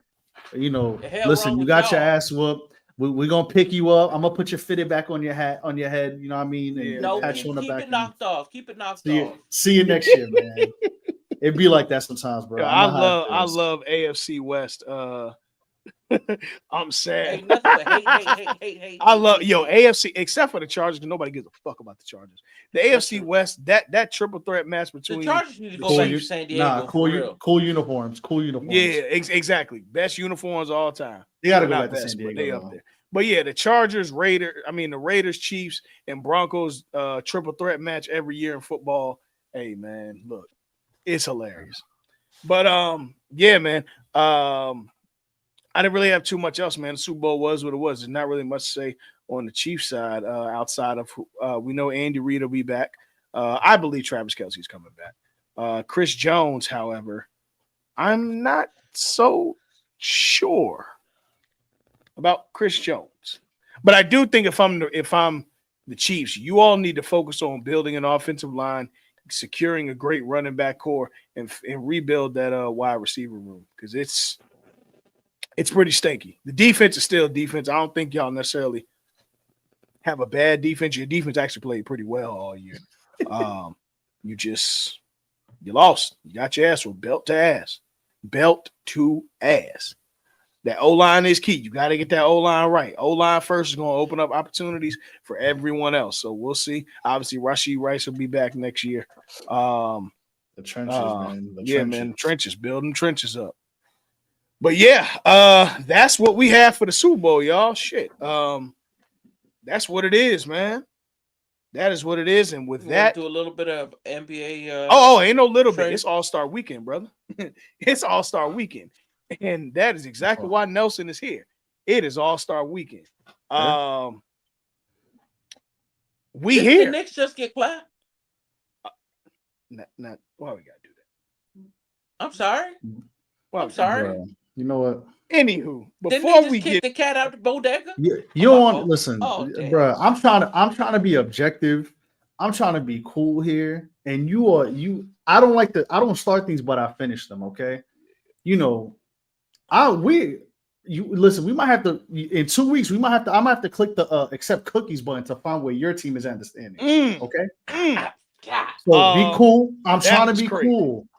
I'm trying to get objective analyses. The house whooped our ass too yesterday. I'm mad as hell. Both Franz and Paulo had a 30 ball. Let's get into the standings. The East. Hey, that's tough, bro. I know how the Wizards are number 15. Oh, you're not at cookies range. Okay, that's good. The Wizards are number 15, followed by the Hornets, and then the Raptors, the Nets, and the Sixers. Officially in the play-in. The Bulls, who got can they relegate the Wizards tonight? They should. The Bulls, who got them thumped the night that we are recording this on Tuesday, They were down 22, or it was 22-68 at the half. That shit was crazy. God, excuse me. Oh yeah, you didn't know in the half it was Brother, hold on. I was watching my basketball team beat the Pacers. So it all due respect. was 132-92. God, I'm looking at it right now. Actually, Hold on. In the half they only scored. Yeah, it was bad. 71-29. 71-29, bro. It was bad. Man. It was bad, bro. It was bad. That's at the half. At the half. The Magic are number 9 at 26-29. Obviously coming bathey from injury, but man, they sliding down quick. The Hawks are number 8, still maintaining the 8 seed despite trading damn near everybody. The Jimmy Butlerless Heat are number 7 at 25-26, and as of today, this is your playoff locks. The playoffs would start today. The Pistons are 6, followed by the Bucks, then the Pacers, the Knicks and I'm going to say it again, the Knicks with the only American consideration for a league MVP this year in Karl Anthony Towns. The Celtics are 2, and the Cavaliers are 1. French? The only Dominican one too, but nah, yeah, exactly. And then is Jason Tatum French? Hey, Nelson. Jason Tatum's not an MVP candidate this year. He's French vanilla colored. No, I'm joking. I'm gonna be honest with you. Just to push my narrative, if Cat were to win MVP this year, I'll say yes. A Dominican won MVP. My narrative still goes on. Believe that. I'm shameless. I'm gonna be honest. You Dominican? No. Nelson's Puerto Rican. But I'm saying for me to we like cousins though. We're like cousins. Yeah, for real. Y'all ain't cousins. Hey, shout out to G Money too. Oh, okay, y'all cousins like to fight too much. Yeah. Exactly. That's why when like other like Mexican Salvador, no, don't do that. We can argue, but we love each other though. It's cool. Yeah. Now shout out to my Dominicans, man. We neighbors, man. I love them. Man. In the West, the Pelicans. You're married to one, so yeah. Oh, in the West, the Pelicans are 15th. Followed by the Jazz at 14. The Trailblazers are 13. Hey, look, I got a really hot take. What if the Trailblazers fuck around and make the play in? Because they've been trending up and up. What if they fuck around and make the play in? 10 of the last 12? Yeah, bro. They won 7 of their last 10, 10 of their last 12. Yeah. I have something to say about the Blazers, but I'm gonna wait till you finish the standings. Okay. It's very bizarre. The Spurs are 12th, followed by the Suns at 11. The play-in goes Warriors, Kings, Mavericks, and Timberwolves. And the locks for the playoffs today. The Clippers at 6, followed by the Rockets, who slid down tremendously because they were the second seed at one point. They're 4-6 in their last 10. The Lakers are 9-1 in their last 10. They're on a 6-game winning streak at 4. The Nuggets are 7-3 in their last 10. They're on a 7-game win streak. The Grizzlies lost last night. They're 8-2 in their last 10. They're the number 2 seed, and then the Thunder maintain the supremacy atop the West at 43-9. And they got Chet Holmgren back last week. Yep. Yeah.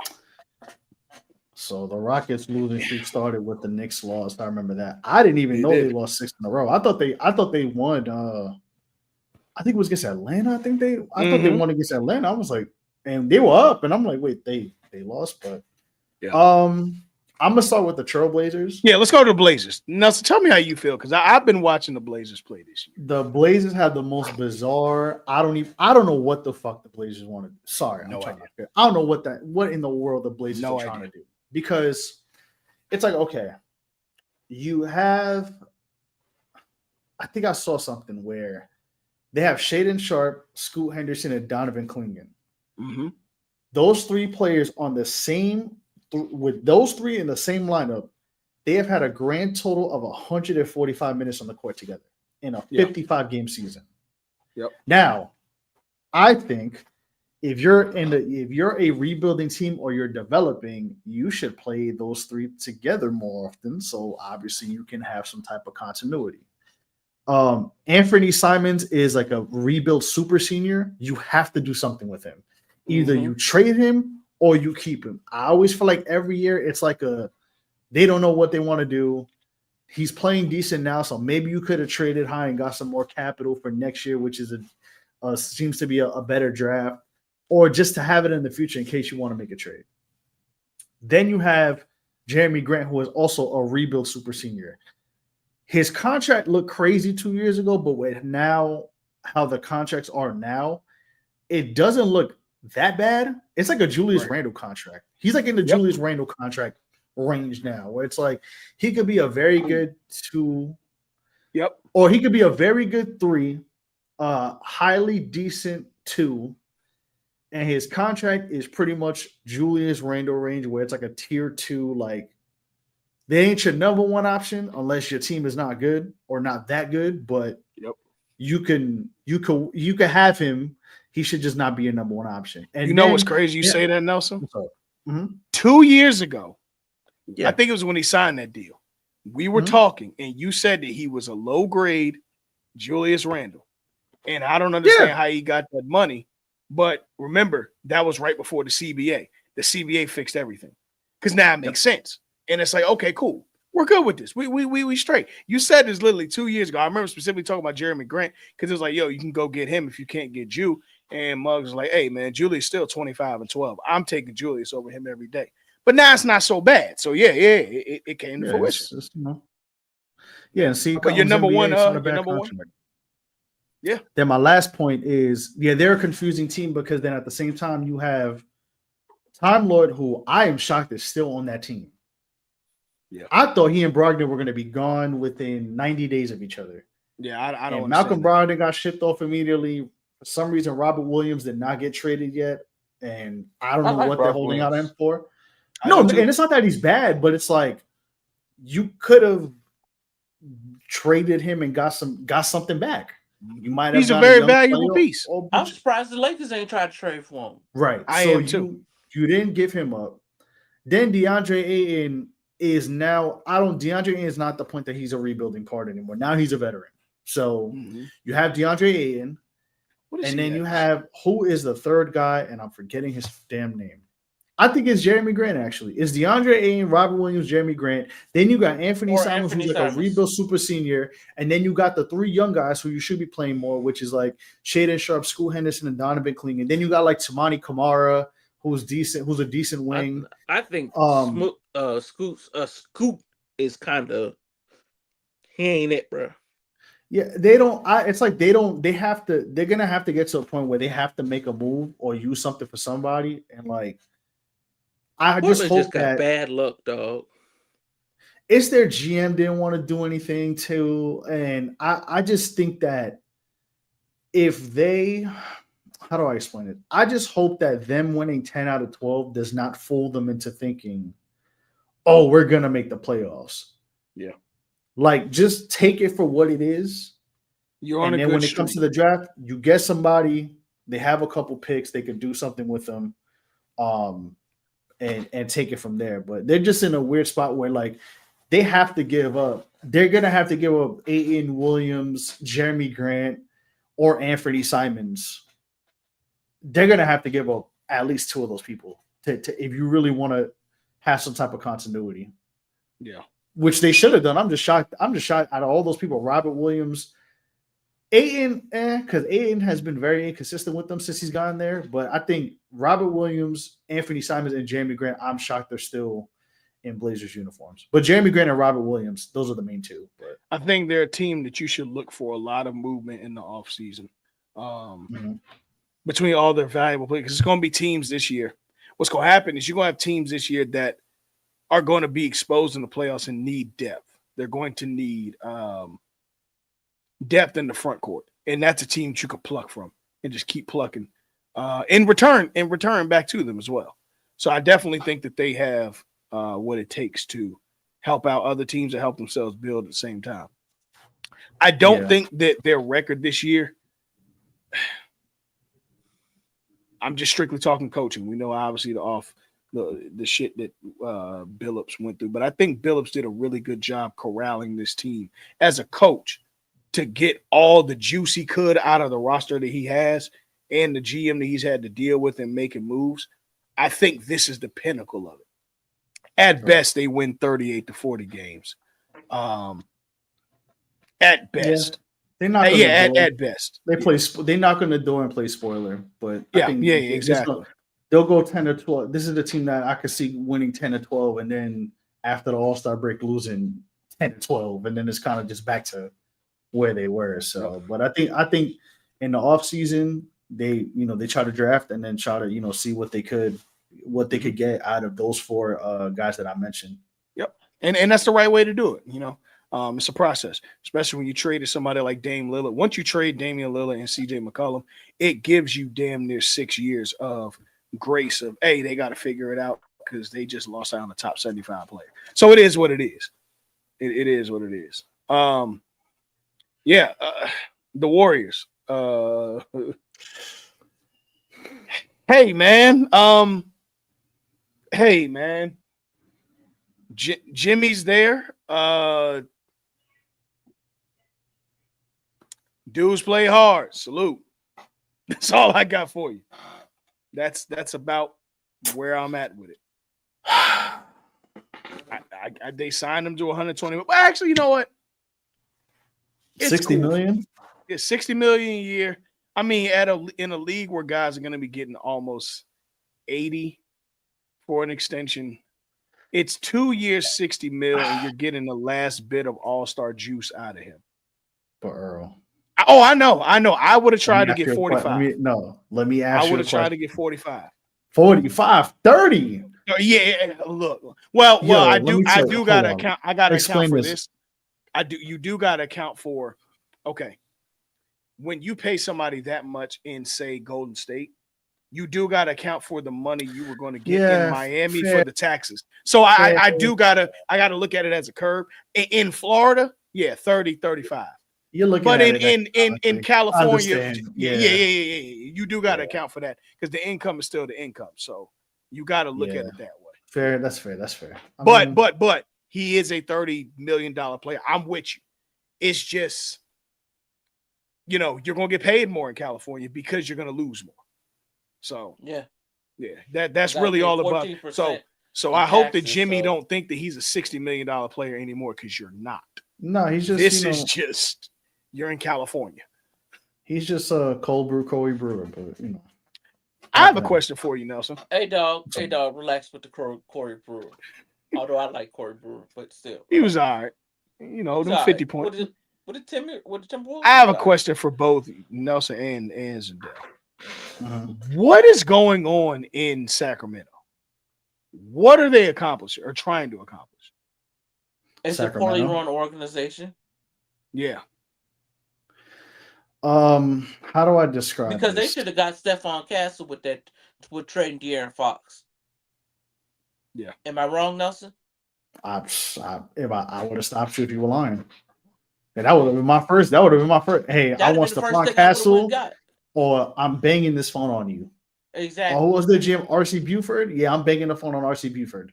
Yeah, but I'm RC Buford. I'm the slickest thing in oil in Texas inside the oil. Yeah. I mean, valid point, but I think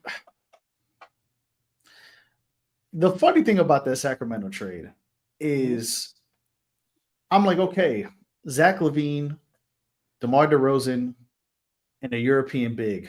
I wonder how this is going to work. The same way it did in Chicago. Now, do I prefer Domantas Sabonis over Nikola Vucevic? Yeah. I would prefer Doma over Vucevic. I'm not gonna lie, but there was just a lot. There's just a lot of weird things. It's like they weren't playing Keon Ellis for whatever mysterious reason, and granted, he's not a granted. I mean, Keon Ellis do be getting cooked once in a while, but at least he does he shows some effort, and he's a scrappy defender that you need. To help De'Aaron Fox or, DeMar DeRozan, because they're not all defensive players. You got to get some guys who can fill in the gaps and get in the trenches. So it helps. But aside from that, it's just I don't know what the direction of this team is. You know what it is? I think what happens is, and it happens with teams that just have a prolonged streak of being ass and then being good. They sniff that playoff season. Or that season that may, even if they were expected to make the playoffs, it exceeded their expectations. And it's oh, we're here and we're gonna stay here. And as quickly as you can get to the playoffs in a season, you can quickly get bounced out or be in the play and do nothing with it. And I think it was kind of it's kind of been of a little bit of a gradual dip from being, what was it? They were the 4th seed against Golden State, right? When they played them in that first 4-5. series. Yeah, 4-5. It was a 4-5. Well, it was 4-5 and 3-6, something like that. I forgot. You could go being from the 4-5 matchup to being the 9th seed, and well, now there's a play-in, but beforehand, when it was only 8, you go from quick as being a 4-5 seed to being out of the playoffs. I mean, my own team did it. Like, we were the 4 seed, then we missed the playoffs the next year. It's that easy. So I feel like it's like, yeah, we're there, we're good, and it's like, nah, not really. You kind of got to build upon that. And I don't know if it was the team getting tired of Mike Brown. I don't know what it was, but the Kings just make weird decisions, and like now it's going to be back to, eventually now they're going to try to compete to stay in the playoffs. Like, as long as we're in the playoffs, we good type of thing, where it's like that's okay for maybe a year, but then after that, it's like, all right, you have to get better. You have to get out of the play-in and get to the first round and then get to the second round and see it conference finals and then so on and so forth. It's like they're just happy with being in the playoffs because they're a team that that was not in the playoffs for nearly 20 years. Yeah, I mean, look, and they got talent. Like, you got Keegan Murray, Malik Monk's there. Once in 20 years, big dog, but I feel you. Demontis Sabonis is there. DeMar, yeah, you got talent. I don't understand why is Keon Ellis not getting burned? Like, what is going on here? Obviously you lost Alex Len. He just signed with the Lakers, but that doesn't really matter. He wasn't getting no burn. Like, what is going on here? As an organization, I just don't get it. I do not get it. They're in a weird. I don't understand it. I don't understand it at all. It is very odd because they had so much promise and such a great mix of veteran leadership and young up and coming guys. And I can see why De'Aaron Fox wanted out of there. It's bad when somebody wants to leave Sacramento and go to a place like San Antonio or Oklahoma City. Nobody wants to go to these cities. You want to play ball there. Nobody wants to go to these cities. You want to play ball in the league, but yeah. And mind you, this is not a San Antonio. This is not San Antonio that's been to the playoffs. This is not the San Antonio Spurs that we know. Yeah, they haven't been in the playoffs since. It's been a while. 2020. I'll tell you the last Spurs playoff. Yeah, when is their last playoff? This decade? I don't think it was this decade. I don't think so. I think they were a playing team, but I could be wrong. Yeah, no, I'm talking about playoffs. Appearances. I'll tell you right now. Let's see. The last playoff appearance was 2018-2019. Okay. Lost to the Nuggets in the first round in 7. Was that DeRozan and who the fuck else was there? Was that LaMarcus? I'm gonna tell you right now. Yep, LaMarcus Aldridge and DeMar DeRozan. Okay, yeah, I can see how that. Yeah, I can see how that happened. DeJounte Murray was on that team still. Jacob Puerto was still on that team. Lonnie Walker and Derek White were still on that team. Rudy Gay was on that team. Patty Mills. He was. Yeah. Marco Bellinelli. Patty was the last. Jakob Puerto. I think Bellinelli and Mills, I think, were the last of that championship from 14. Oh no, Bellinelli wasn't on that championship, was he? I think he might have been. He might have been. Yeah. He might have been. But either way, what he was 35, right? Yeah, about yeah. As a rookie. Yeah, they won. Yeah, he's the NBA champion. So yeah, so he was on that 14 team. Okay, cool. But they were the last two on that team, Patty Mills. But still, like, they haven't made the playoffs in 7 years or 6 years, whatever it is. Yeah, this will be 6 years. Yeah, that also should show you how much coaching cachet goes into holding jobs for guys like Pop, which get well soon, Pop. I haven't heard anything, and I know he had a stroke, but I just don't see a win. Yeah, they just had him. They've just had him sitting out indefinitely. So yeah, salute to Pop. But yeah, I think I agree. It says a lot if you're on a team that's like a playoff team. Granted, they're a I guess you could say they're floundering, but they're just a playoff team that's in the middle of a pack. And you decide, I'm going to go to a team that's still rebuilding but in a year, maybe 2 years, maybe at the most 3 years, they're going to be a team that should be a lock in the playoffs every year. Yeah. Yeah. So Yeah. it says a lot about the organization that you came from. Yep. That they prefer to go to Sacramento. If we go from Sacramento to San Antonio, but that's just me. Well, hold on. That's a whole bunch of money you just made going from Sacramento to San Antonio. Yeah, you saved a lot of money. You just got 14% of your money right back. Yeah, well, you get income taxes, you get the money back, so that's also true. Mm-hmm. Yeah, and Texas has no state income tax, so shit, that's even more than that. Yeah. Yeah. So yeah, all that money you just put back in your parents' pocket. Yeah, true. Hey, salute to De'Aaron Fox. He got a great life. That beam is dimming by the day, but continue. Yes, it is. Light the beam. Dim the beam. Yeah, for real. It's All-Star Weekend, Nelson. Yeah. Let's get into the hunky dory. First thing up, you know how it goes, the celebrity game. Now, I've been to a celebrity game. Let me tell you, they are entertaining. They are very entertaining. This year, Barry Bonds and Jerry Rice will be coaches, which, I mean, if you know, it's typically somebody tied to the area. Obviously, Barry Bonds, arguably the greatest baseball player ever. And Jerry Rice, arguably the greatest football player ever, are coaching in this. And also 2 Chainz and KB Lane. Cobby, that's the dude who be like shrugging on TikTok. Oh, yeah. Cobby Lane, they're going to be coaches. He's in the flag football game, so which was funny to watch. I actually watched that too. The flag football game was hard. It was hard. Now, let's get into these rosters. Shout out to Barry Bonds' roster includes Kai Cenat. Just off that alone, I know this is all going to be an all-time entertaining one. Baron Davis. I don't know if Baron Davis's gut will be there, but Baron Davis will be there. Rome Flynn, Alicia Gray, Mickey Guyton, which I have no idea who the hell Mickey Guyton is. But I feel like I've seen that name before, but I don't know who that is. Yeah. Tucker Halpern, Noah Khan, Danny Ramirez, Messiah Russell, Pablo Schreiber, and Dylan Wang. I got to tell you, every year I know I'm getting older because I'm recognizing less and less names in the celebrity game. On Jerry Rice's team, Matt Barnes.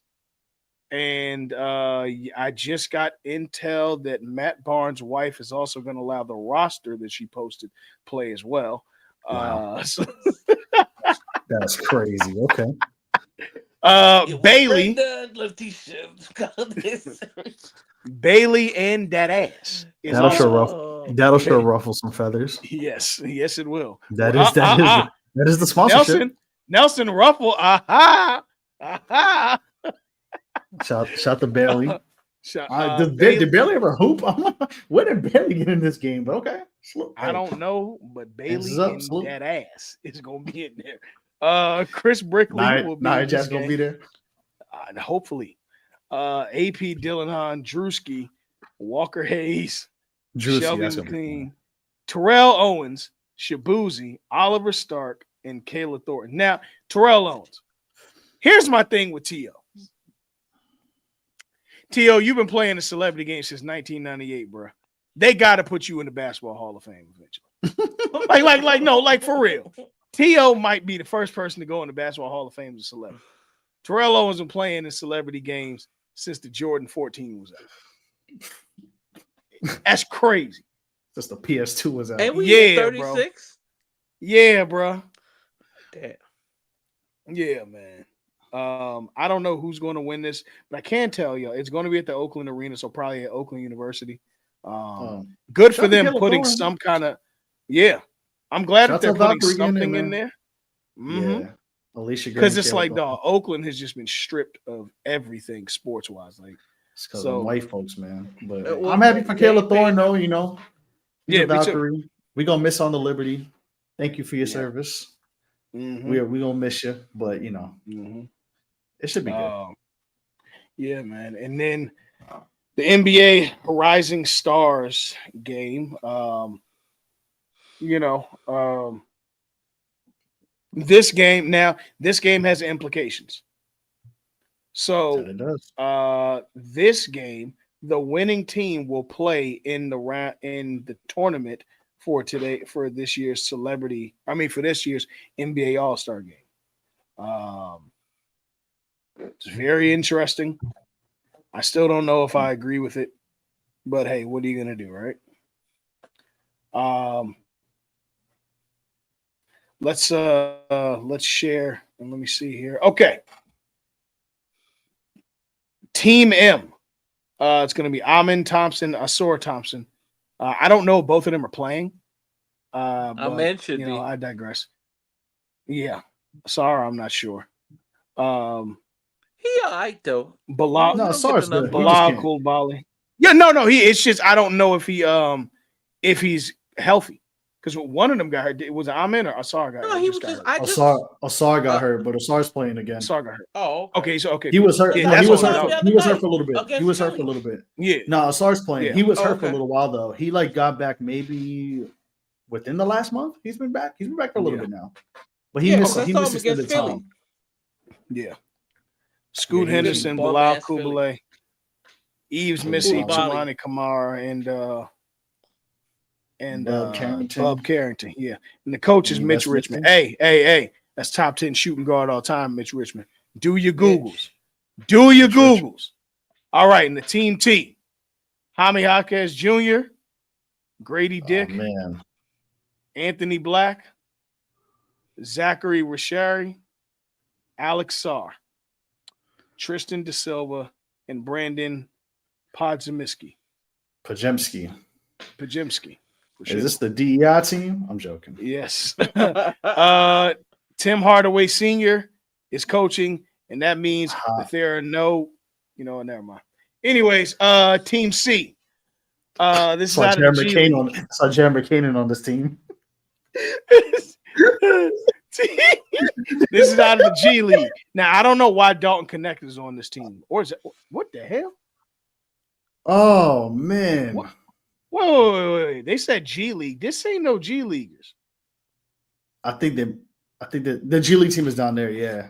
Oh, okay. No, Okay. It's Team C and then the G League. Okay. Yeah. I was about to say they messed me up. All right. This is the team I'm picking to win it all, by the way. Man. Stephon Castle, Dalton Connect, Jalen Wells, Keontae George, Zach Edey, Tracy Jackson Davis, and Ryan Dunn. I have them winning this whole thing. And Chris Mullin. Hey, listen, TMC, Run TMC is coaching. Okay. Chris Mullin's coaching. Listen, Chris Mullin is a white man from Brooklyn with a flat top who is good at any park in Brooklyn. As a young man, I heard a lot of things about. I heard Chris Mullin was the only white man in certain neighborhoods for about a good 10 years who was good. Ed Pickney said they traded houses. He'd go up to his mom's and he'd come down to his. Yeah, Chris Mullin. Chris Mullin was hooping at Gersh Park. I heard a lot of stories legend. Legend. Absolutely. Chris Mullin, one of the greatest players ever played this game. I love Chris Mullin, man. That was my guy. Same. Celtics. JD Davidson, Dink Pate, Reed Shepard, Bryce McCown, Pat Spencer, Leonard Miller, and what I understand is officially the first G Leaguer to be on a vet minimum, Mac McClung. Now look, the Cam Rising of G League, the Cam Rising of G Leaguers. Yo, dog, Mac McClung, you gotta stop it. You about 30 years old, talking about you in the damn G League. Yeah, he had to go to Deloitte. He had to apply to Ernst and Young. Don't be mad. Everybody's hiring. All right, Mac, and they'll of course be coached by Jeremy Lin. I don't understand why Jeremy Lin is coaching. I get he's a quote unquote former Warriors player, but Jeremy Lin should be a coach when the All-Star game goes back to New York. Stop playing with Jeremy Lin. All right, but I get it. Whatever. I'm gonna be honest with y'all. I have Team C winning, and I don't even think the shit gonna be close. I do. Yeah, I think Stephon Castle and Chris Mullin gonna go. Yeah, Chris Mullin gonna talk some sense to them. What's Team M again? The G League they getting dusted. What's Team the G League is done. Let me see Team M. Yep, I got you. Go scroll up. Ooh. This is an interesting team, though. There's a lot of wings on this team, but there's not a lot of shooting on this team. That's the problem. Even though Scoot averaging 12, on my fault. Yeah, Scoot is open. Yeah, Scoot playing. Even though Bub is known as a shooter, Bub could shoot a bit, but Yeah. But I mean, this is a wing. This is a modern NBA ass Yeah, it 2K is. team if I've ever seen one. This It is is. guard, small forward, small forward, small forward, center. And then this is what team is this? This Let's is go to that's Team M. T? That's Mitch. Team T. Nah. I like Jaime. I do. But Mexico, and Grady Dick can hoop. Grady Dick can hoop. But I just don't see it top to bottom. I think honestly. Shout to Jaime Jaquez. Shout to Jaime Jaquez, but Mexico Marshawn Brooks is not saving that team.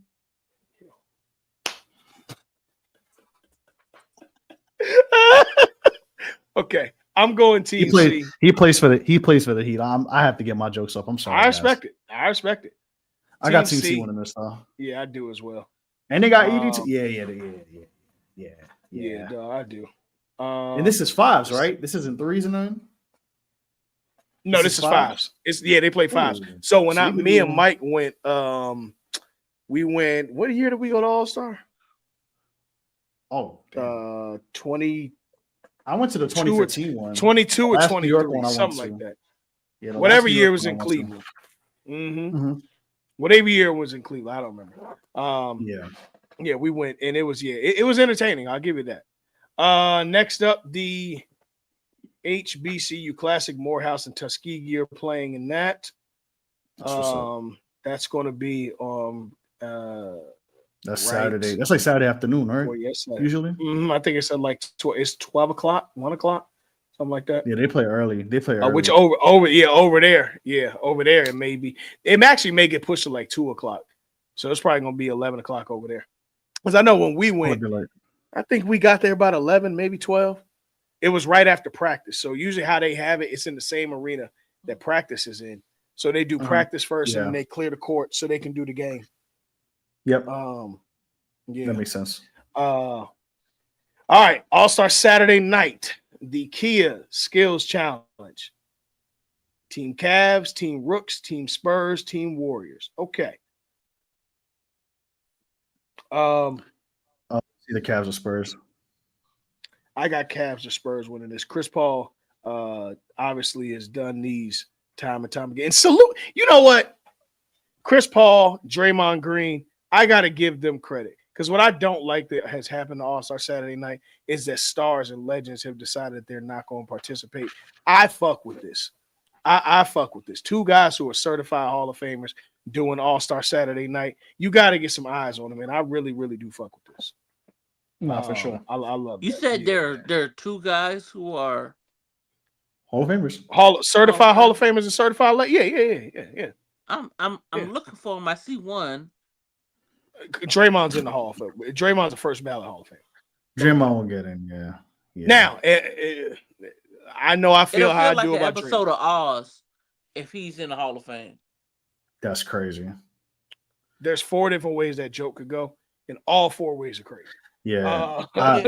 One, I'll be like, it's not June, but happy June. After that, you have the Starry 3-point contest. This is a field. Ooh, this is a field. Jalen Brunson of the New York Knicks, Cade Cunningham of the Detroit Pistons, Darius Garland of the Cleveland Cavaliers, Tyler Hero of the Miami Heat, Buddy Hield of the Golden State Warriors, Cameron Johnson of the Brooklyn Nets, Damian Lillard, who's a 2-time defending champion right now, Milwaukee Bucks, and Norman Powell of the Los Angeles Clippers.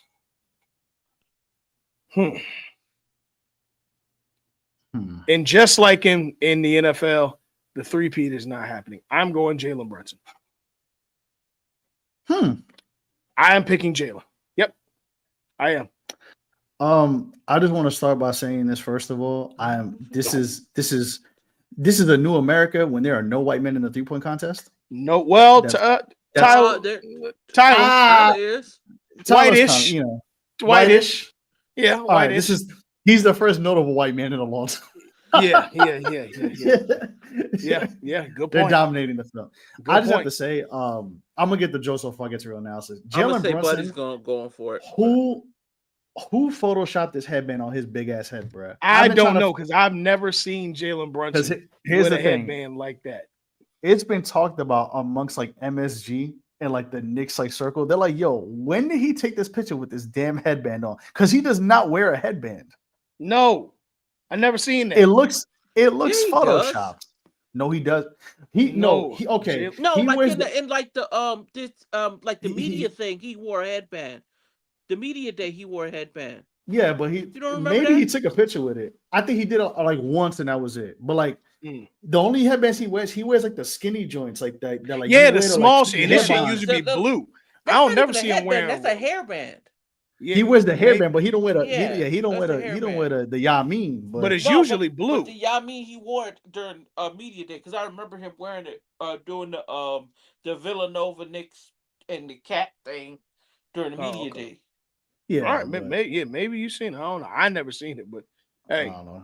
He got a I big got ass- he like a Jalen sling with a Brunson and headband on. Tyler Hero in the finals. I'm gonna have. Give me Buddy Hield.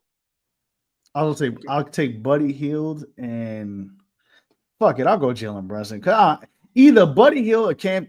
It seems like if I look at pure shooters, I would take Buddy Hield or Cam Johnson. Mm-hmm. But something tells me that either one of them are gonna stink it the hell up. Mm-hmm.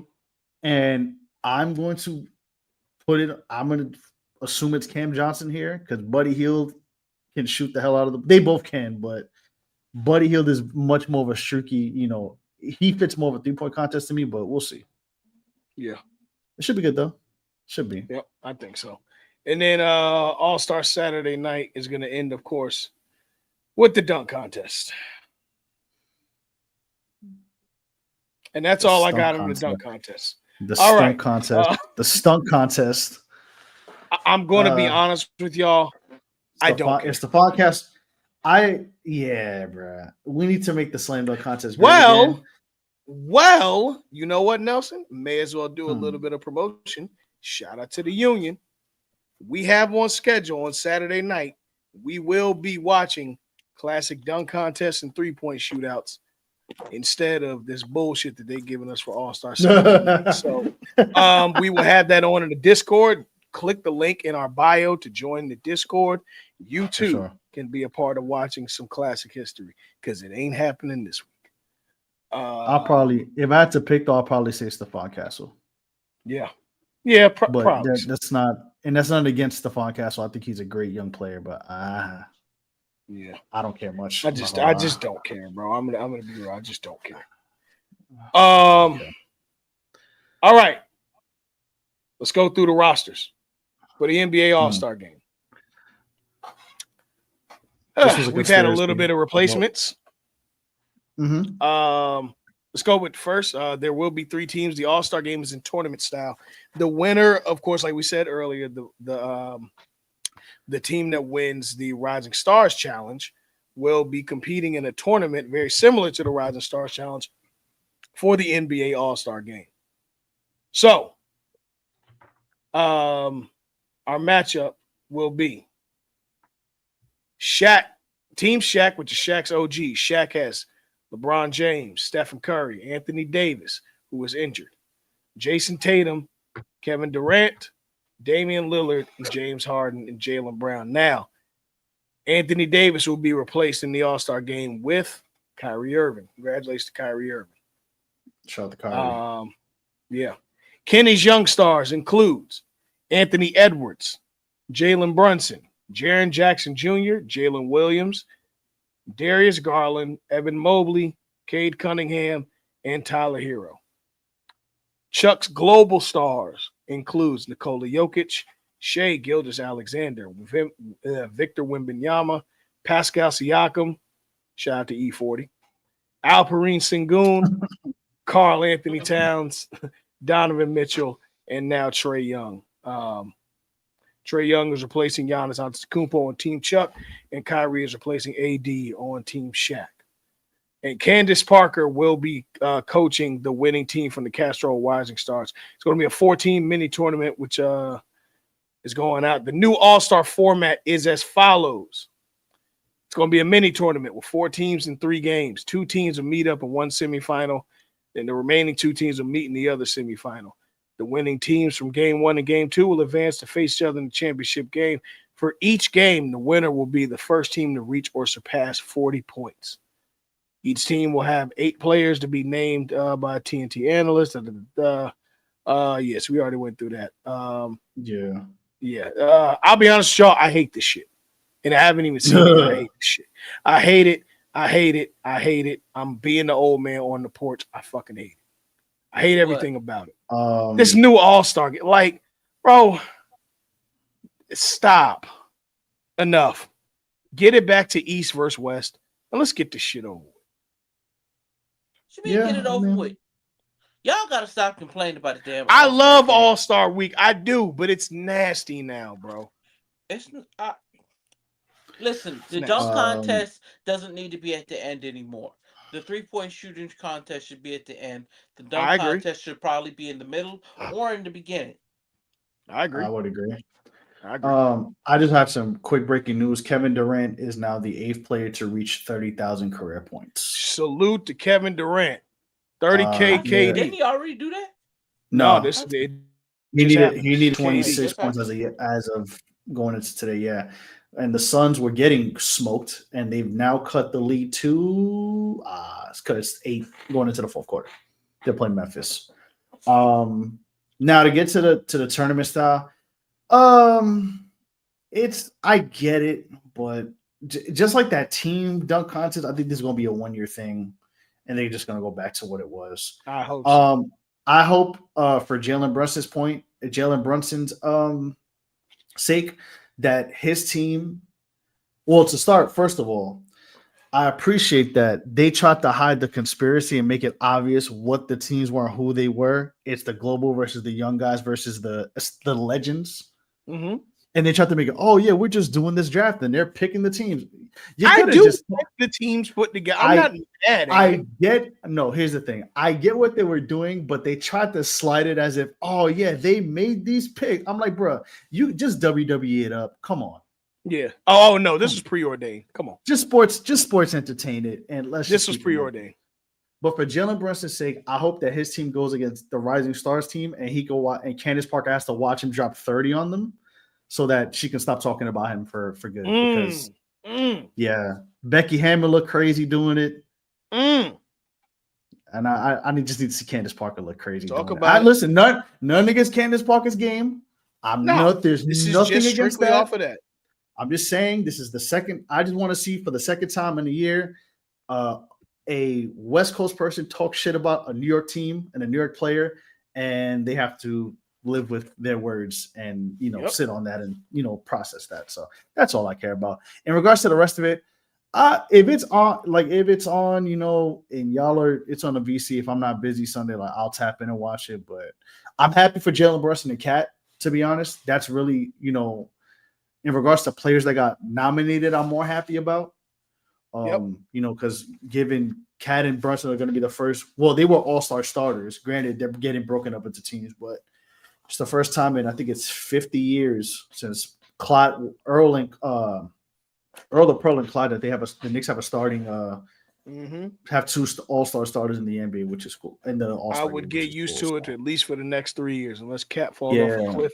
Yeah, man. I need the jerseys because I am not buying no jersey right now because these concert tickets are expensive. So when they get the Jalen Brunson and Cat jerseys, I will buy those and stuff them and put them in the closet as a memento for history. But overall, I think they got it right, even with the replacements too. Like Trae Young and Kyrie were kind of the first 3 on the outside looking in. So I know Earl, you call him the NBA Phillip Rivers, and that's very accurate. But shout out to Trae Young.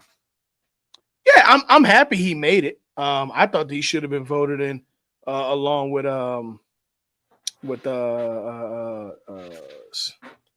Jello's brother. Since Jello is a new superstar. No. Jello's a new superstar. I mean LaMelo. I'm sorry. LaMelo. Yeah, I thought. I just don't see how you missed 30 points a game. Okay. Anywho, but yeah, it is what it is. Wins, man. That's why. I've seen a lot of losing teams have all-stars. They got 13 wins. I've seen a lot of losing teams have all-stars. They're ass. I'm gonna ask y'all this. They're both teams. What are the most surprising teams to you as we go into the All-Star break, and what's the most disappointing team to you that you've I seen? didn't think the Pistons would have it together this year. I did not. I didn't think it was going to happen this year. Disappointing. Whoever did the fan duel on the Pistons, you won your money already. Shout to you. I should have tailed that, but salute. The most disappointing is Sacramento. I don't see how they folded this year. I don't get it. Yeah. That's where I'm at. Dell, what you think? Run about it. Most surprising team and most disappointing team so far. Most surprising team. I don't want no. Detroit. Detroit is the most surprising thing because I to be honest with you, I thought Detroit was on the same level of Charlotte. I didn't think they were going to show any signs of life, but the way Cade has played this year, the rest of the squad behind him, and the way JB Biggerstaff got them boys together. Listen, I know Monty Williams is somewhere counting his money, but JB is worth every penny. Yeah. +2. Yeah. So that would be Detroit is my surprising team. Disappointing. You know what? I'm gonna go with the Kings. Yeah, that's what I had too. Yep, Sacramento. Because you gotta eventually get your head out of your ass when you got two guys that were all stars, all NBA. You gotta eventually get your head out your ass. I know it's hard to win it in the league, let alone the West, because the West is extremely difficult to play in, and it's extremely difficult to get your head above water and actually make the playoffs. But like, come on, dog, you got DeMar DeRozan this year, and you still wasn't in the play-in. I think they're like they're the ninth. Oh, they're ninth. Oh, excuse me. You still ain't in the playoffs, but you're in the play-in. Like, bro, come on, man. Yo, you got to do better. I'm sorry. You just got to do better. I agree. I 100% agree. What about you, Nelson? What's your surprising team, both good and bad? I'll go different because I would have said the Pistons and the Kings for sure. The Pistons I'm very impressed with. I mean, they've been the Knicks twice this year. Granted, those teams, as intently as I watch the games, like they've been the Knicks kind of forced themselves into those games. But that's nothing to take away from the Pistons. The Pistons have just been playing very good basketball. And shout out to Cade. If he could just cut his turnovers down, he will be perfect. But to get into, I'll take the Pistons and the Kings since y'all got those. So I'll go different here. Surprising team, I'm going to go with the Houston Rockets. I expected them to be between like 5 and 8, maybe, because like they were threatening for a playoff spot, but then they kind of caught a bad. There was like that week, like I think, but like 3 weeks left in the season where they kind of just did not. They had like 2 or 3 really bad losses that kind of just locked them out of contention. Yep. But for them being a 3 seed, I know they just got off of a 6-game skid, but they've been in the top 3 pretty much all season until this skid happened. So I know it's kind of weird me saying most improved, and they've been on a skid, but I'm looking at the season in totality. So I'm going to say the Houston Rockets for my surprising team. Disappointing, I am going to go with, as much as I want to laugh at them, and I feel bad for Allen Iverson because I love him. It's the Philadelphia 76ers, and I'm going to tell you why. You know what, actually? It's a tie. It's between the Sixers and the Timberwolves. The Sixers. That's fair. That's fair.